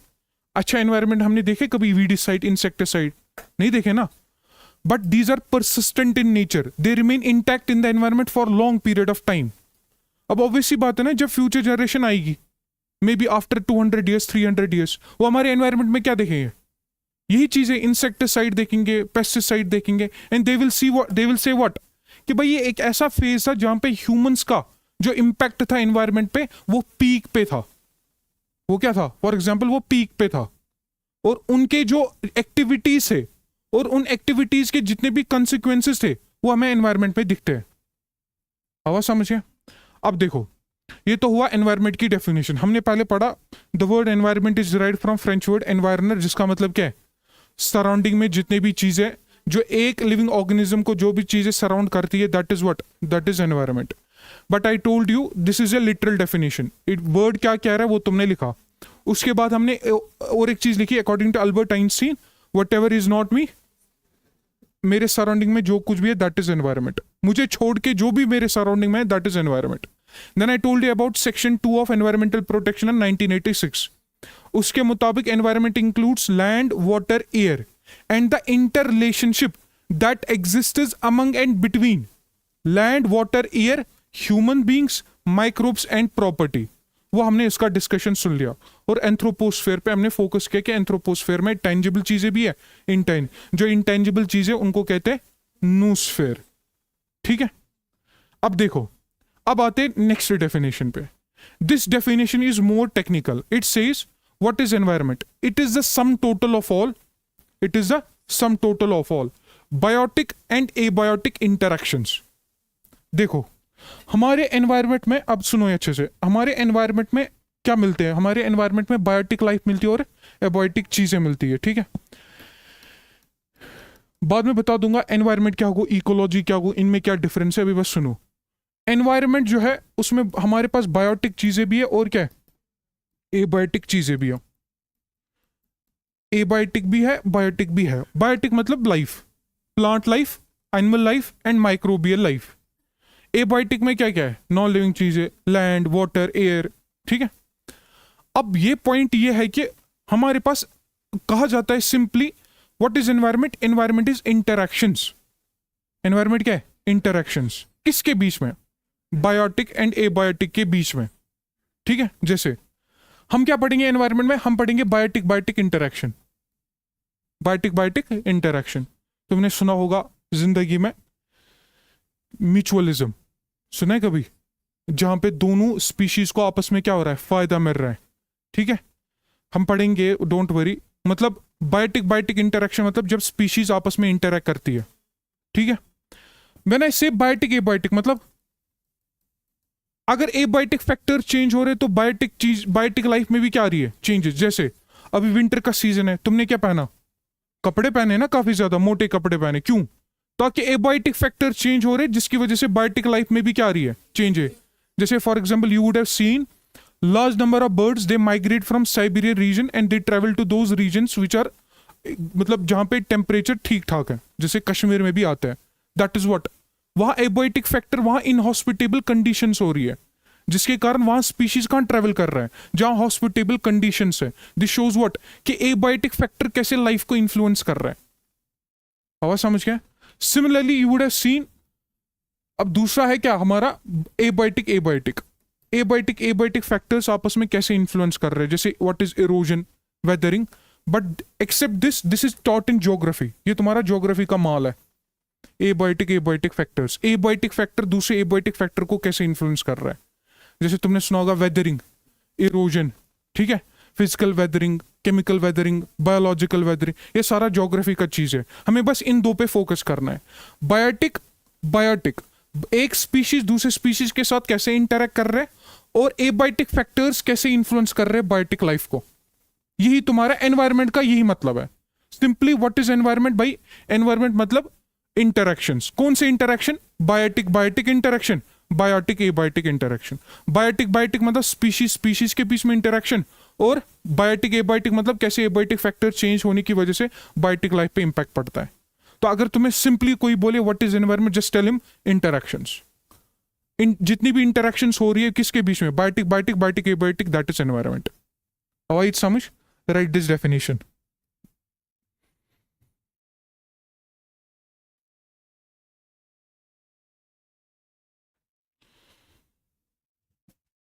environment refers to environment refers to sum total of all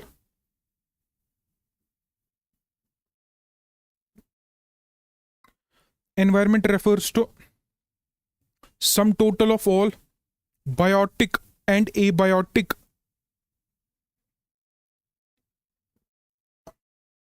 environment refers to sum total of all biotic के ऊपर लिख दो लिविंग, एंड एबायोटिक के ऊपर लिख दो नॉन लिविंग, जिनको नहीं पता है। ठीक है, biotic living, abiotic non living. refers to sum total of all biotic and abiotic constituents constituents, constituents, constituents मतलब पार्ट्स, ब्रैकेट में लिख दो parts. And influences, and influences, and influences surrounding, and influences surrounding an organism, and influences surrounding an organism, and influences surrounding an organism।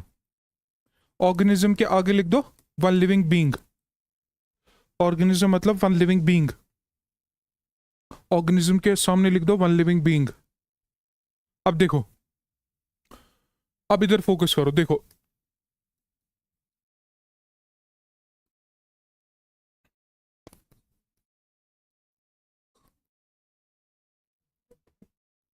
अब एक organism को क्या क्या biotic life surround कर रही है बताओ? बायोटिक लाइफ क्या क्या मेरे सराउंडिंग में क्या क्या है? प्लांट्स है और एनिमल्स है और माइक्रोब्स है और इसको एक्चुअल में हम किस में डिवाइड करते हैं फिर? किस में डिवाइड करते हैं? ऑटोट्रॉफ्स, सेपरोट्रॉफ्स, ये पारोइस टाइमी शिवारनस, ठीक। And when it comes to abiotic factor में क्या क्या हमें सराउंड करता है?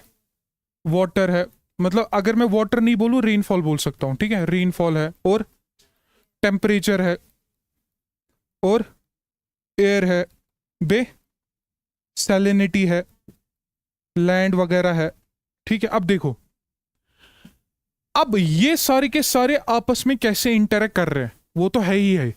प्लांट्स एनिमल्स आपस में कैसे इंटरेक्ट कर रहे हैं और प्लांट्स प्लांट्स आपस में कैसे इंटरेक्ट कर रहे हैं, ये समझना, पहले अच्छे से सुनो। प्लांट्स प्लांट्स आपस में कैसे इंटरेक्ट कर रहे हैं और प्लांट्स एनिमल आपस में कैसे इंटरेक्ट कर रहे हैं, एनिमल माइक्रोब्स आपस में कैसे इंटरेक्ट कर रहे हैं वो तो है, यानी इंटरेक्शन इनके बीच में भी है, इनके बीच में भी इंटरेक्शन है। वाटर कैसे लैंड को चेंज कर रहा है, सुना? टेम्परेचर कैसे लैंड को चेंज कर रहा है, समझे? विंड स्पीड कैसे लैंड को क्या कर रही है, सैंड ड्यून है ना बना, सैंड वो कैसे चेंज कर रहा है, ठीक। अब ये सारे के सारे जितने भी बायोटिक लाइफ है और जितने भी एबायोटिक फैक्टर्स है, ये सारे के सारे किसको इन्फ्लुएंस कर रहे हैं? एक ऑर्गेनिज्म को। This is environment. आवाज समझ गए कैसे biotic life and abiotic factors are surrounding what? An organism, and they are influencing the behavior of what? Organism। that is environment, that is what? environment। देखो क्या लिखा, पढ़ो जरा। sum total of all what? and abiotic what? constituent, constituent मतलब parts, ये parts, हाँ ये जो लिखा प्लांट्स एनिमल्स वगैरह ये पार्ट्स हैं इनके। फिर एंड इन्फ्लुएंसेस सराउंडिंग व्हाट? जो एक ऑर्गेनिज्म को सराउंड कर रहे हो और उसको इन्फ्लुएंस कर रहे हैं, खुद भी इन्फ्लुएंस हो रहे हैं आपस में और किसको इन्फ्लुएंस कर रहे हैं? एक ऑर्गेनिज्म को इन्फ्लुएंस कर रहे हैं, ठीक है। This is environment. एनवायरमेंट का डिस्कशन खत्म, ठीक है ना। Right, second topic, taxonomical hierarchy.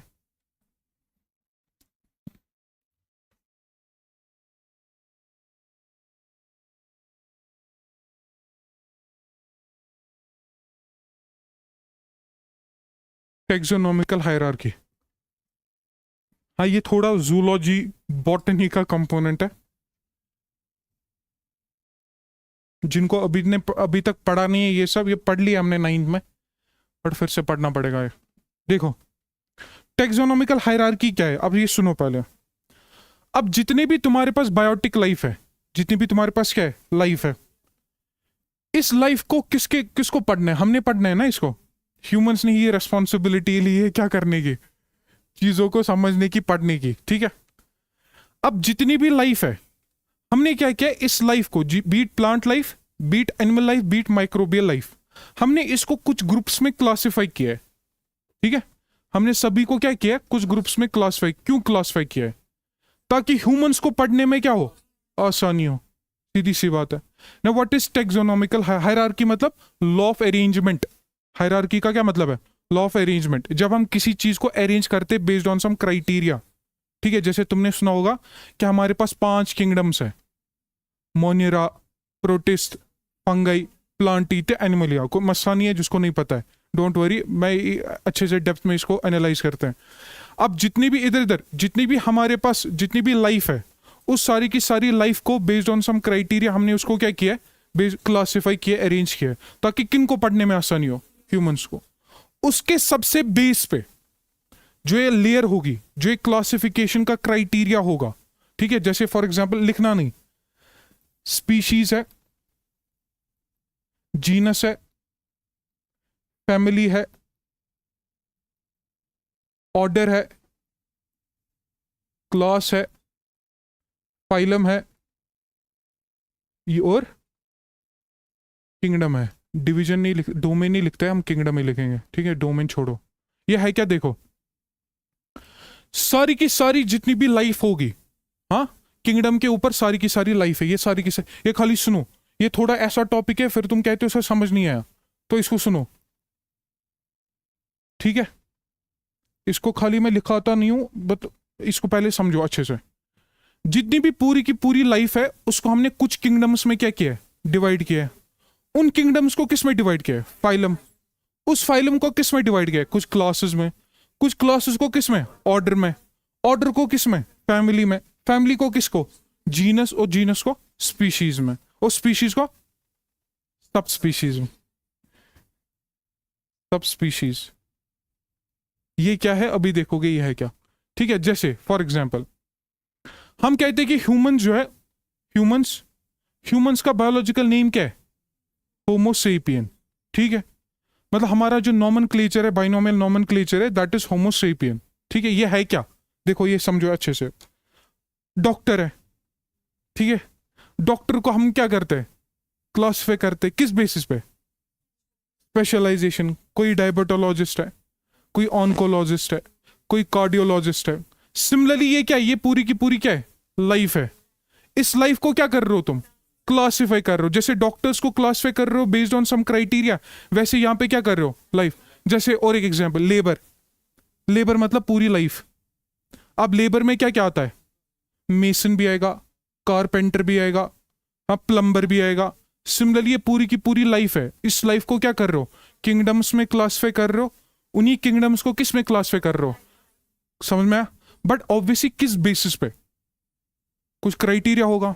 ये यूकैरियोट है या प्रोकैरियोट है, इनमें सेल वॉल है या नहीं है, ठीक है, समझे। मैं इनका डाइजेस्टिव का प्रोसेस क्या है, इंजेक्शन है, एब्जॉर्बेटिव है या एब्जॉर्प्शन है, समझे मैं क्या कह रहा हूं। तुम्हें वहां नहीं जाना है, ठीक है। तुम बस इतना समझो कि पूरी की पूरी जितनी भी लाइफ है हमारी, हमने उसको कुछ किंगडम्स में क्लासिफाई किया, उस किंगडम को कुछ क्लासेस में, फाइलम वगैरह वगैरह।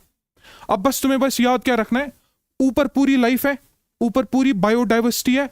यहां पे जो स्पीशीज की, मतलब स्पीशीज मतलब यहां पे वो खाली स्पीशीज होंगे, वो खाली ग्रुप होगा जहां पे जो दिखने में एक जैसे हो, जिनका एनाटॉमिकल स्ट्रक्चर एक जैसा हो, जिनका जो बाहर का स्ट्रक्चर एक जैसा हो, जो दिखने में एक जैसे हो, उनको एक ग्रुप में रख दे। उस ग्रुप का क्या नाम रखते हैं, स्पीशीज, ठीक है। जैसे for example I will tell you also, Homo sapiens है, कहते हैं कि होमो जो है, ये मैं आज खाली बता रहा हूं, इसको कल डेप्थ में पढ़ेंगे, बस सुनो।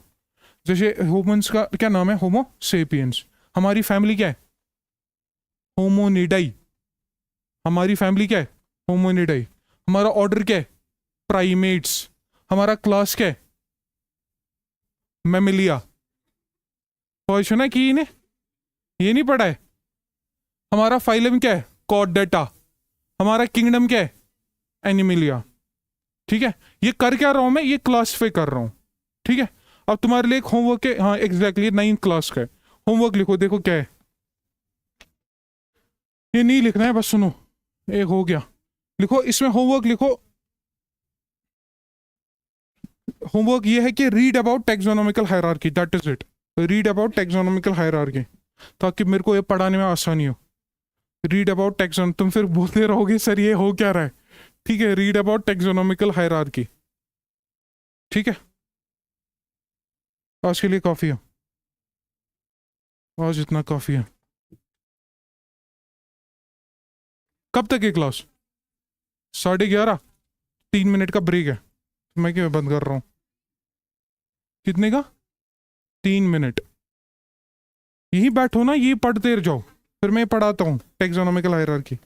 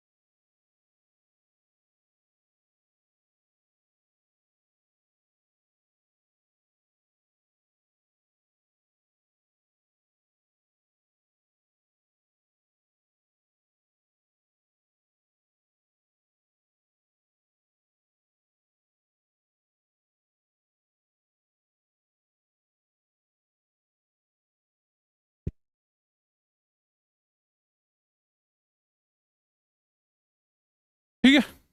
नाउ राइट टेक्सोनोमिकल हायरार्की की डेफिनेशन पहले।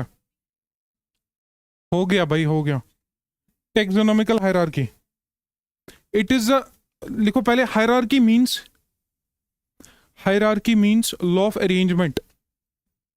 Hierarchy means law of arrangement. Hierarchy means law of arrangement. Hierarchy means law of arrangement. ठीक, right. It is the systematic, full stop, law of arrangement के बाद it is the systematic, it is the systematic arrangement of all living organisms. It is the systematic arrangement of all living organisms into successive levels. It is the systematic arrangement of all living organisms into successive levels. Systematic arrangement of all living organisms into successive levels based on similarities,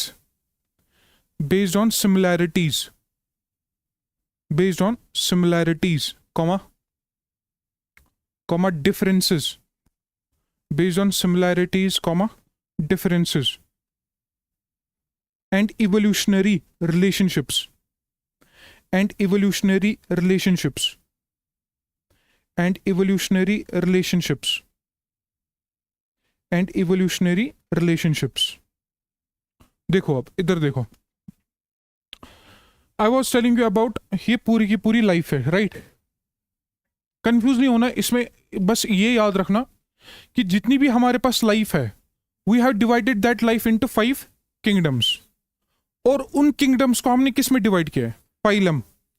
उन phylum को किस में divide किया है? Class. ठीक है। Obviously जितना जितना तुम नीचे जाओगे ना, उतना जो क्राइटेरिया का जो बेसिस होगा वो और ज्यादा स्पेसिफिक होगा। बात समझे? यहां पे हम खाली क्या देखेंगे? किसके पास न्यूक्लियस है, किसके पास नहीं है। यहां क्या देखेंगे? थंब की शेप क्या है। यहां के क्या देखेंगे? बाइपेडल लोकोमोशन है कि नहीं, 2 टांगों पे चलते कि नहीं। यहां पे हम क्या कर रहे हैं? यहां पे जितना ऊपर देखोगे तुम देखो जो क्राइटेरिया, जो डिफरेंशिएशन का जो बेसिस है, that is what loosely defined. Simply इसमें न्यूक्लियस है या नहीं है, सेल में सेल वॉल है या नहीं है। बट जितना जितना तुम नीचे जाओगे तुम देखोगे जो क्राइटेरिया है, बेसिक जो क्राइटेरिया, वो और ज्यादा क्या बन जाता है? स्पेसिफिक बन जाता है। जस्ट रिमेंबर दिस, इतना तुम्हारे लिए काफी है। सिंपली लाइफ जो है हमने कुछ किंगडम्स में डिवाइड किया, उन किंगडम्स को कुछ फाइलम में डिवाइड किया, उस फाइलम को कुछ किसमें? क्लासेस में, क्लासेस को ऑर्डर, ऑर्डर को फैमिली, फैमिली को जीनस, और जीनस को फाइनली किसमें? Just remember this. ठीक है। पूरी की पूरी लाइफ को कुछ किंगडम्स में क्लासिफाई किया, और उन्हीं किंगडम्स में हम क्लासिफाई करते जाते। This is nothing, this is taxonomical hierarchy. But on what basis these are what classified, वो तुम्हारा बेसिक साइंस का टॉपिक है, वो हमारा टॉपिक नहीं है। बट मैं तुम्हें कुछ चीजें उसमें पढ़ा दूंगा, डोंट वरी। ठीक है। Right, second point, taxonomical hierarchy was first proposed by, taxonomical hierarchy, TH लिख दो बस। taxonomical hierarchy was first proposed by Carolus Linnaeus,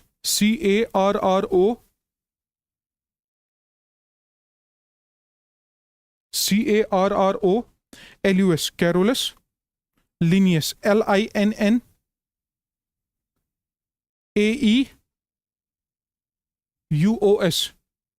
ऐसे कुछ स्पेलिंग होगी, देख लेना। Carolus Linnaeus. ठीक है। Taxonomy was first proposed by Carolus Linnaeus. ठीक। नेक्स्ट पॉइंट लिखो, there are 5 kingdoms according to R.H. Whittaker. There are 5 kingdoms according to R.H. Whittaker. There are 5 kingdoms according to R.H. Whittaker. पूरी life को कुछ kingdoms में divide किया है। 5 kingdoms according to R.H. Whittaker, right? Comma, Monera first, Monera, second protist, third fungi, fourth plantae, fifth one animalia.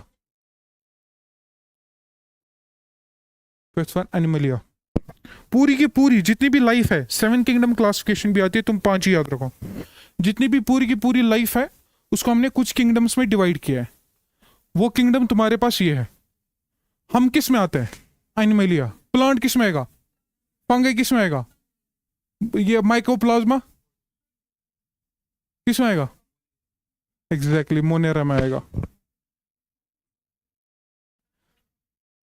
ठीक है, protist मैं बता दूंगा, डोंट वरी।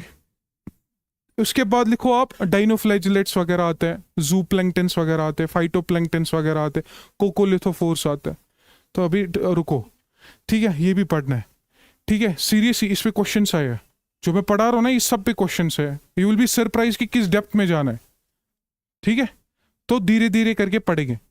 तो मैं क्या कह रहा हूँ, ये हमने पूरी की पूरी लाइफ को कितने डिविजन्स किए? 5। रिमेंबर दिस, 5 किंगडम्स है। मैं ये दिखा रहा हूँ किस बेसिस पे हमने डिवाइड किया। बट उससे पहले, do you know what is prokaryote, what is eukaryote? पता है या नहीं पता है? नहीं पता है ना? लिखो इसको, पहले लिखो, कहीं पे लिखो प्रोकैरियोट। प्रोकैरियोट लिख दो, लिखने में कोई मसला नहीं है। प्रोकैरियोट और ऑर्गेनिजम्स, प्रोकैरियोट्स और ऑर्गेनिजम्स, प्रोकैरियोट्स वो ऑर्गेनिजम्स और organisms whose cell lack a true nucleus, whose cell में क्या नहीं होता? न्यूक्लियस नहीं होता। whose cell lack a true nucleus, बस तुम ये याद रखना, न्यूक्लियस नहीं है सेल में, न्यूक्लियस नहीं है, ट्रू न्यूक्लियस नहीं है। ठीक है, and membrane bound, good, and membrane bound organelles, and membrane bound organelles, and membrane bound organelles. तुमने बचपन में पढ़ा होगा 9th क्लास में, mitochondria, ribosome, suicide bag, ER, soft ER, rough ER, पढ़ा है ना? उनको क्या कहते हैं? ऑर्गेनल्स। इनमें ऑर्गेनल्स होते बट मेम्ब्रेन बाउंड नहीं होते, वो स्कैटर्ड होता है। कहां पे स्कैटर्ड होता है? साइटोप्लाज्म में। ठीक है, अभी दिखाऊंगा, डोंट वरी। उसके बाद लिखो यूकैरियोट, यूकैरियोट, यूकैरियोट और ऑर्गेनिजम्स, यूकैरियोट्स और ऑर्गेनिजम्स, और ऑर्गेनिजम्स whose cells, और organisms whose cells possess a true nucleus, whose cells possess a true nucleus, whose cells possess a true nucleus, and whose cells possess a true nucleus, and membrane bound organelles, membrane bound organelles, उसमें लेके इसमें है।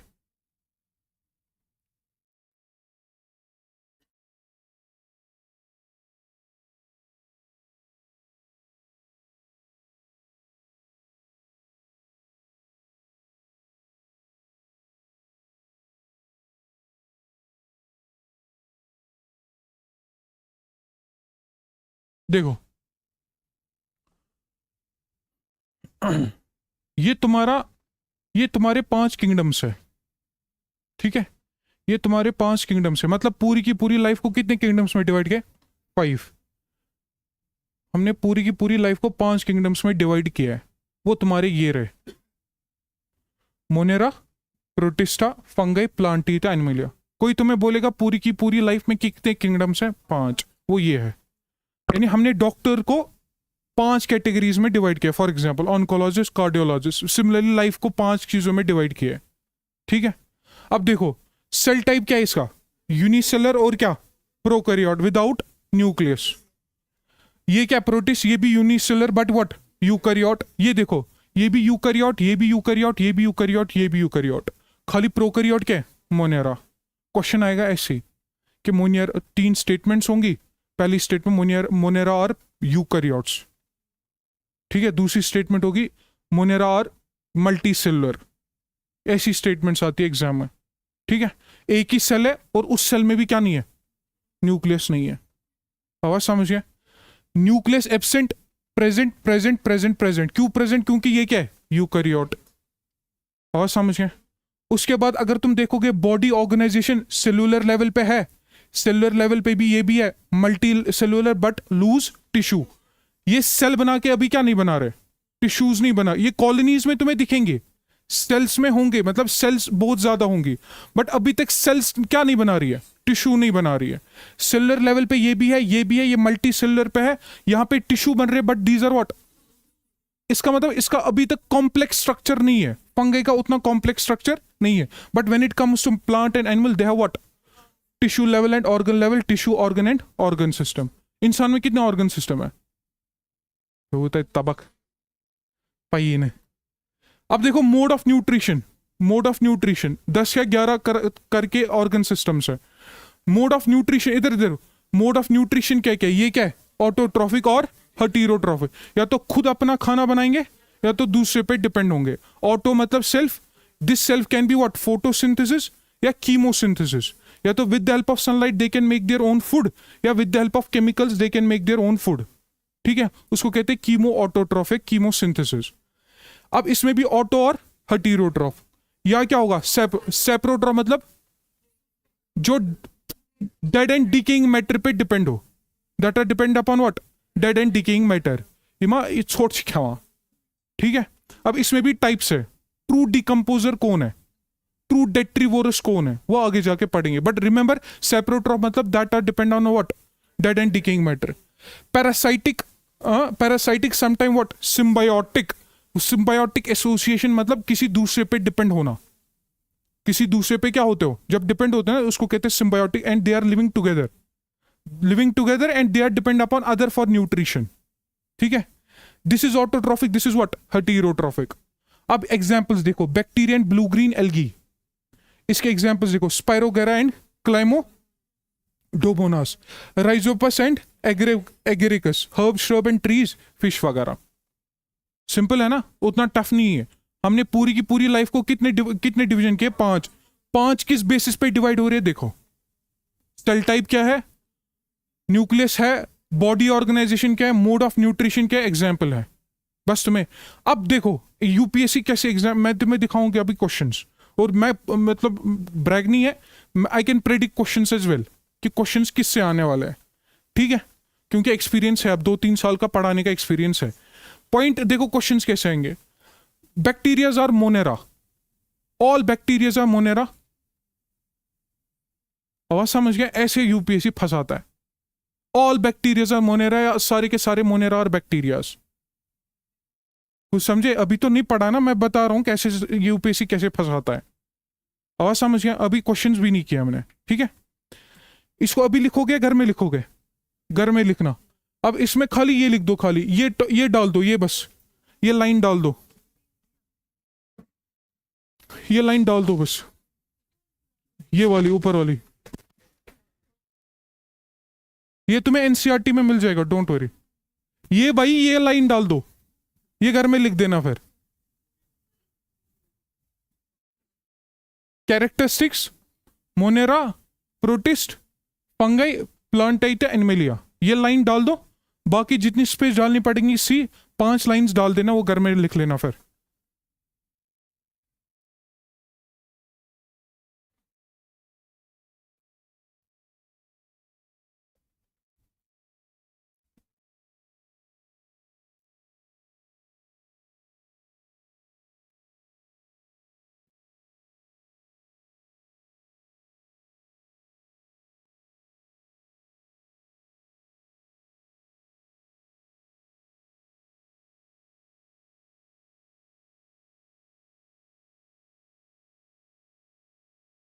अब देखो, इधर इधर, अब देखो, इसको घर में लिख लेना अच्छे से। हाँ, चौचियत। अब देखो हमने कुछ, अब ये एनिमलिया क्या है, किंगडम है। इधर इधर बाद में फोटो खींच रहे भाई, ये एनसीईआरटी का माल है, देख लेना घर में, ये मिल जाएगा। हमने कुछ हमने कुछ किंगडम को किस में डिवाइड किया है, किंगडम, हमने किंगडम को किस में डिवाइड किया है, फाइलम में। फाइलम को किस में, अब देखो for example this is Animalia kingdom, इधर इधर फोकस करना। अब दिस इज कौन सा किंगडम है, एनिमलिया, या एनिमलिया किंगडम है। इसी एनिमलिया किंगडम को हमने किस में डिवाइड किया, उन्हीं फाइलम को किस में, क्लास को किस में, ऑर्डर को किस में, फैमिली, फैमिली को जीनस, जीनस को स्पीशीज। सिमिलरली ये प्लांटाई का किंगडम है, अब प्लांटाई किंगडम को किस में डिवाइड किया है, फाइलम, सब में ऐसे ही किया है। अब आइडिया हुआ समझ, हमने किया क्या है, सबको इसी में डिवाइड किया। अब ऑब्वियसली जितना जितना नीचे चले जाओगे यू विल रियलाइज किस बेसिस पे हम डिवाइड कर रहे हैं, उतना उतना तुम देखोगे depth of knowledge, depth of criteria, details, intricate details आती है किसमें, क्राइटेरिया के बेसिस पे। ये तो मोटा मोटा क्राइटेरिया है। सेल टाइप क्या, हम फिर कहते हैं कि सेल वॉल किसका बना है, पेप्टिडोग्लाइकन का बना है नहीं बना है, पॉलीमर का बना है नहीं बना, वहां नहीं जाना है, वो यूपीएससी नहीं पूछता, इतना तुम्हारे लिए काफी है। ठीक है, अब नेक्स्ट पॉइंट लिखो अब इसमें अब इसको बना दो पहले, राइट दिस। एक काम करो, जस्ट मेक अ टेबल, एक ऐसे टेबल बना दो, उसमें से एक कॉलम यही लिख दो पहले, एक कॉलम लिख दो species, genus, family, order, class, phylum और किंगडम। बस इतना लिख दो पहले, ठीक है। ये कॉलम बना दो, इसमें ये सारा लिख दो पहले।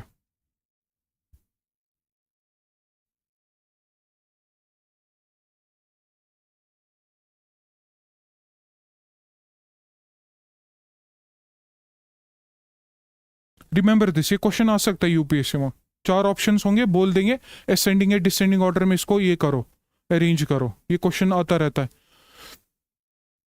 तुमने कितने चैप्टर्स लिखे थे बताओ?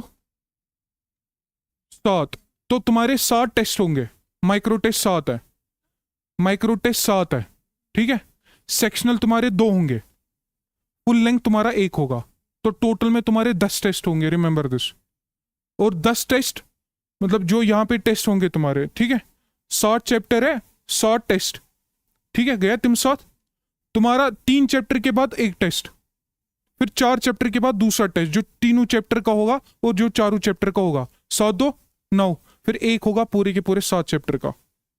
तो टोटल में 10 टेस्ट मैं खुद कंडक्ट कर रहा हूँ, ठीक है। क्वेश्चंस अच्छे खासे स्टैंडर्ड के होंगे, that is prevalent in the UPSC as well. तो इसको अच्छे से पढ़ो, जहां समझ नहीं आया मैं लाइब्रेरी में ही रहता हूं तो मेरे को बता दो, ठीक है। अब क्या लिखो, ये लिखा है, ठीक है। हेडिंग दे दो, इसके बाद हेडिंग दे दो, यहां पे लिखो ह्यूमंस, ह्यूमंस हेडिंग दे दो, ऊपर देना, किंगडम के साथ नहीं देना, किंगडम के ऊपर दे देना ह्यूमंस। ह्यूमंस का किंगडम क्या है? एनिमलिया, लिख दो एनिमलिया। ह्यूमंस का जो किंगडम है दैट इज एनिमलिया, गुड, ठीक है। उसके बाद phylum, Chordata, good, Chordata, CHORDATA, Chordata. वो क्या होता है बताता हूं, देखो एम्ब्रियो होता है ना, एम्ब्रियो, एम्ब्रियो बढ़ के ह्यूमंस में कन्वर्ट होता है। जो हमारी वर्टेब्रल कॉलम होती है ना, उसको कहते हैं एम्ब्रियो के स्टेज में, उसको कहते हैं नोटोकॉर्ड, उसको क्या कहते हैं? नोटोकॉर्ड। वही नोटोकॉर्ड किस में कन्वर्ट होती है? वर्टेब्रल कॉलम है। उस बेसिस पे भी डिफरेंशिएशन होता है, किसमें है किसमें नहीं है, किसमें नोटोकॉर्ड है किसमें नहीं है। और आइडिया क्या समझ, उतना नहीं तुमने जाना है, बस इतना याद रखना, ठीक है। फिर से कह रहा हूं कि कॉर्डेटा कौन होते हैं? कॉर्डेटा वो ऑर्गेनिजम्स होते हैं जिनमें नोटोकॉर्ड हो। What is notochord? Embryo stage में जो वर्टेब्रल कॉलम होती है उसको नोटोकॉर्ड कहते हैं। समझे मैं क्या कह रहा हूं? वही बन के आगे जाके वर्टेब्रल कॉलम बनती है, ठीक है। उसके बाद क्या लिखा? फाइलम के बाद लिखो क्लास, क्लास लिखो मेमेलिया। मेमेलिया मतलब जिनके मेमोरी ग्लैंड्स हो, दैट कैन प्रोवाइड मिल्क, ठीक है। मेमेलिया, बॉडी हेयर हो, वार्म ब्लडेड हो, एक्टोथर्म चाहे एंडोथर्म चाहे पढ़ा जाएगा, विद द टाइम सारा आएगा। नेक्स्ट ऑर्डर लिखो प्राइमेट्स, ऑर्डर लिखो प्राइमेट्स। ऑर्डर क्या लिखोगे? यिमटिव वांदर्च, मोंकीज, वो इसी में आते हैं, एप्स वगैरह इसमें प्राइमेट्स में आते हैं, राइट। फैमिली, फैमिली में लिखो होमोनिडाई, होमोनिडाई, HOMINIDAE, होमोनिडाई, ठीक है। अब होमिनिडाई के सामने लिखो, होमिनिडाई के सामने लिखो, अगर स्पेस है, नहीं है ना स्पेस, वहां अगर स्पेस नहीं है तो नीचे लिख दो कहीं पे, लिखो होमिनिडाई includes, hominidae includes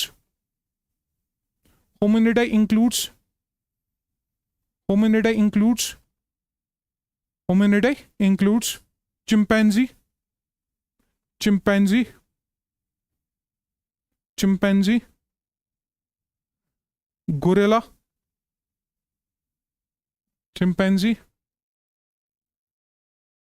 gorilla and orangutan orangutan orangutan यम छु सारी अस रिश्तेदार होमिनिडे हमारी फैमिली में है chimpanzee gorilla and orangutan right genus genus अब लिखो ये लिख दो जल्दी जीनस लिख दो homo genus is homo HOMO genus is homo and species में लिख दो सेपियंस सेपियंस अब देखो जैसे तुमने अभी देखो कॉपी देखो किंगडम में क्या लिखा एनिमलिया अब एनिमलिया का सारा नॉलेज तुम्हारे पास पता है भाई यूकैरियोट है मोड ऑफ न्यूट्रिशन हेटेरोट्रॉफिक है लिखा ना अभी देखा ना वो सारा का सारा तुमने देख लिया अब किंगडम के बाद क्या लिखा phylum I told you what is phylum humans का कोडेटा मतलब जिनमें क्या प्रेजेंट हो नोटोकॉर्ड नोटोकॉर्ड मतलब एम्ब्रियो में जो वर्टेब्रल कॉलम होती है उसको notochord remember this much notochord कहते हैं वही बन के आगे जाके जब बच्चा बड़ा होता है वो वर्टेब्रल कॉलम बन जाता है गुड उसके बाद तुमने लिखा क्लास मेमेलिया मेमेलिया मतलब जिनके क्या हो मेमोरी ग्लैंड्स हो ठीक है जो मिल्क देते हो और सेकंड जिनमें बॉडी हेयर हो वार्म ब्लडेड हो ठीक है ये भी डिफरेंशिएशन का क्राइटेरिया है थर्ड या 4 चेंबर हार्ट हो वगैरह वगैरह ठीक है नेक्स्ट तुमने क्या लिखा या मेमेलिया में कभी कभार बोला जाता है जो यंग वंस को बर्थ दे ठीक है यंग वंस को ठीक है अंडे को नहीं यंग वंस को बर्थ दे ठीक है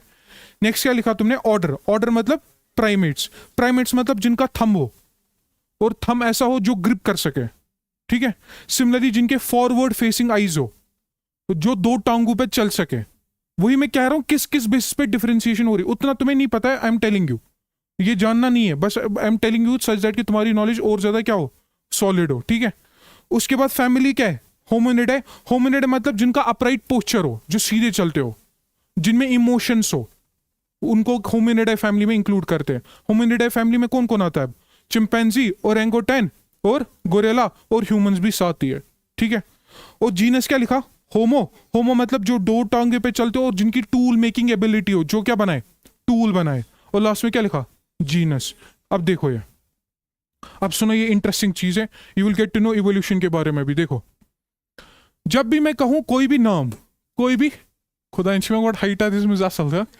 जब भी कोई भी नाम लिखूं कोई भी नाम ठीक है जैसे फॉर एग्जाम्पल किसी भी जानवर का बाइनोमियल नोमेनक्लेचर बताऊं बाइनोमियल नोमेनक्लेचर मतलब जैसे फॉर एग्जाम्पल अगर मैं लिखूं पेंथरा लियो पेंथरा क्या लियो अब ये समझो पहले जब भी तुम बाइनोमियल नोमेनक्लेचर लिखोगे पहला वर्ड जीनस होगा दूसरा वर्ड स्पीशीज का होगा रिमेंबर दिस कोई भी बाइनोमियल नोमेनक्लेचर हो जैसे होमो सेपियंस होमो मतलब जीनस सेपियंस मतलब स्पीशीज पेंथरा मतलब जीनस यहां पे लियो मतलब स्पीशीज पेंथरा लियो ठीक है जैसे सिमिलरली और एक बताता हूं पेंथरा टिग्रिस राइट पेंथरा मतलब जीनस टिग्रिस मतलब स्पीशीज ठीक है आवाज समझे सिमिलरली जो जीनस का पहला लेटर होगा that is capital that is what capital जो स्पीशीज का पहला लेटर होगा that is what small remember this is called binomial nomenclature नाम देने का एक तरीका है क्यों नाम क्यों देते हैं क्योंकि तुम देखोगे हर किसी जगह एक जानवर का अपना अपना नाम है ना क्या किसी कम्युनिटी में एक ही जानवर को 2-3 नामों से बुलाया जाता है फिर थोड़ी हम वो कोड करने बैठेंगे लिखने बैठेंगे that is why scientist are trying to do what scientist try to do what भाई एक स्पीशी का एक नाम देंगे which will be universal for each and everyone उसी को कहते हैं बाइनोमियल नोमेनक्लेचर आवाज समझ जैसे हम क्या लिखते हैं अब होमो सेपियंस अब होमो मतलब जीनस सेपियंस मतलब स्पीशीज होमो सेपियंस का मतलब थिंकिंग मैन होमो सेपियंस का क्या मतलब है थिंकिंग मैन ये रिमेंबर दिस थिंकिंग मैन ठीक है अब देखो अब अगर मैं लिखूं होमो इरेक्टस मतलब अरे ये बताओ ना पहले, होमो इरेक्टस, होमो मतलब क्या? जीनस, इरेक्टस मतलब क्या? स्पीशीज। अगर मैं लिखूं होमो हैबिलिस मतलब होमो जीनस, हैबिलिस मतलब होमो इरेक्टस, होमो हैबिलिस, और कौन है? निएंडरथल, वो भी है। अब देखो इनमें सब कॉमन क्या है? इसमें इसमें इसमें क्या कॉमन है?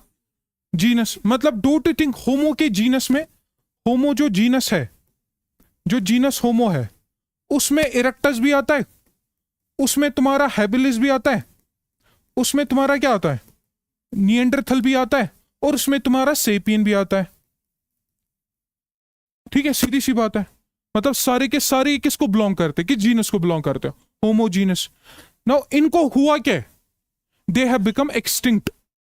ये सारे के सारे मर गए, दे हैव बिकम एक्सटिंक्ट। ये भी मर गया, ये भी मर गया, ये भी मर गया, बच्चा क्या है? हम ही है बस। आवाज समझ गए? ये सारे के सारे क्या बन गए? एक्सटिंक्ट बन गए। एंड यू विल सी, अगर तुमने क्लास 11 की हिस्ट्री देखी होगी, वर्ल्ड हिस्ट्री, उसमें पहला चैप्टर यही है। Homo erectus, Homo habilis, they have become extinct. Now only one species of Homo genus is remaining, that is what? Homo sapiens. आप कहते हैं कि Homo sapiens जो है उनमें भी चेंजेस आ रही है। Changes like because of these gadgets, जैसे फॉर एग्जाम्पल हमारा अगर यहां देखोगे there is a dent in it, देख रहे हो तुम, चेंजेस भी आ रही है। सिमिलरली अगर हेडफोन कोई लगाता है तो उसमें देखते हो यहां पर भी डेंट आ रहा है। ठीक है, तो होगा क्या विद टाइम? क्या होगा? दो टू चेंजेस आएंगी। It will become may be new species या सब स्पीशीज, जिसको हम कहेंगे क्या? होमो सेपियन सेपियन। ठीक है, that I will discuss tomorrow, but इसको पहले लिखो, लिखो।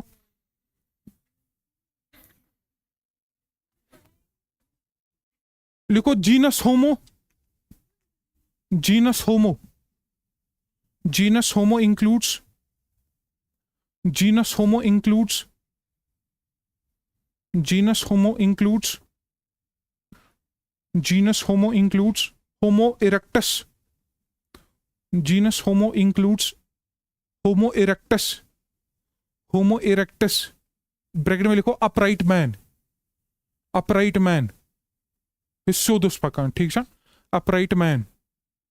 ठीक है, comma comma Homo habilis, comma Homo habilis, comma होमो, तुम तो ये लिख लेना होमो हैबिलिस, HABILIS, ब्रैकेट में लिखो टूल मेकर, जो टूल बनाता था, जो क्या बनाता था? टूल बनाता था। These two species, full stop, these two species of Homo have become extinct. These two species of Homo have become extinct. These two species of Homo have become extinct. These two species of Homo have become what? Extinct. Have become extinct. Good. Have become extinct. Full stop. Next point लिखो। Next point क्या? Question एक लिखो, MCQ एक कराता हूं मैं। लिखो MCQ एक, MCQ लिखो। Which among the following species, which among the following species, which among the following species is closer to humans? Which among the following species is closer to humans? Is closer to humans? Right, first लिखो ape, AP, ape. Second gibbon, रुको मैं दिखाता हूं।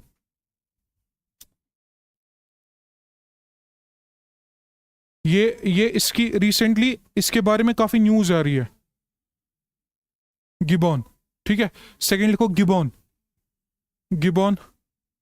Third one लिखो, third one लिखो ओरेंगोटैन, third one लिखो ओरेंगोटैन। Fourth one लिखो, fourth one लिखो साइमांग, SIAMANG, SIAMANG। ये शुभादन अक्समाक। अब कौन है क्लोज, सबसे क्लोज? कौन? अभी तो लिखा हमारी फैमिली में कौन कौन आता है? ओरेंगोटैन और गोरेला और चिंपैंजी। अब देखो तीनों में कौन ऑप्शन है? तो हमारे क्लोज कौन है? ओरेंगोटैन। ये हमारे क्लोज नहीं है, ये आएंगे तुम्हारे प्राइमेट्स में, ये तुम्हारी फैमिली में नहीं आएंगे। और समझ के, और उसके लिए कॉफी।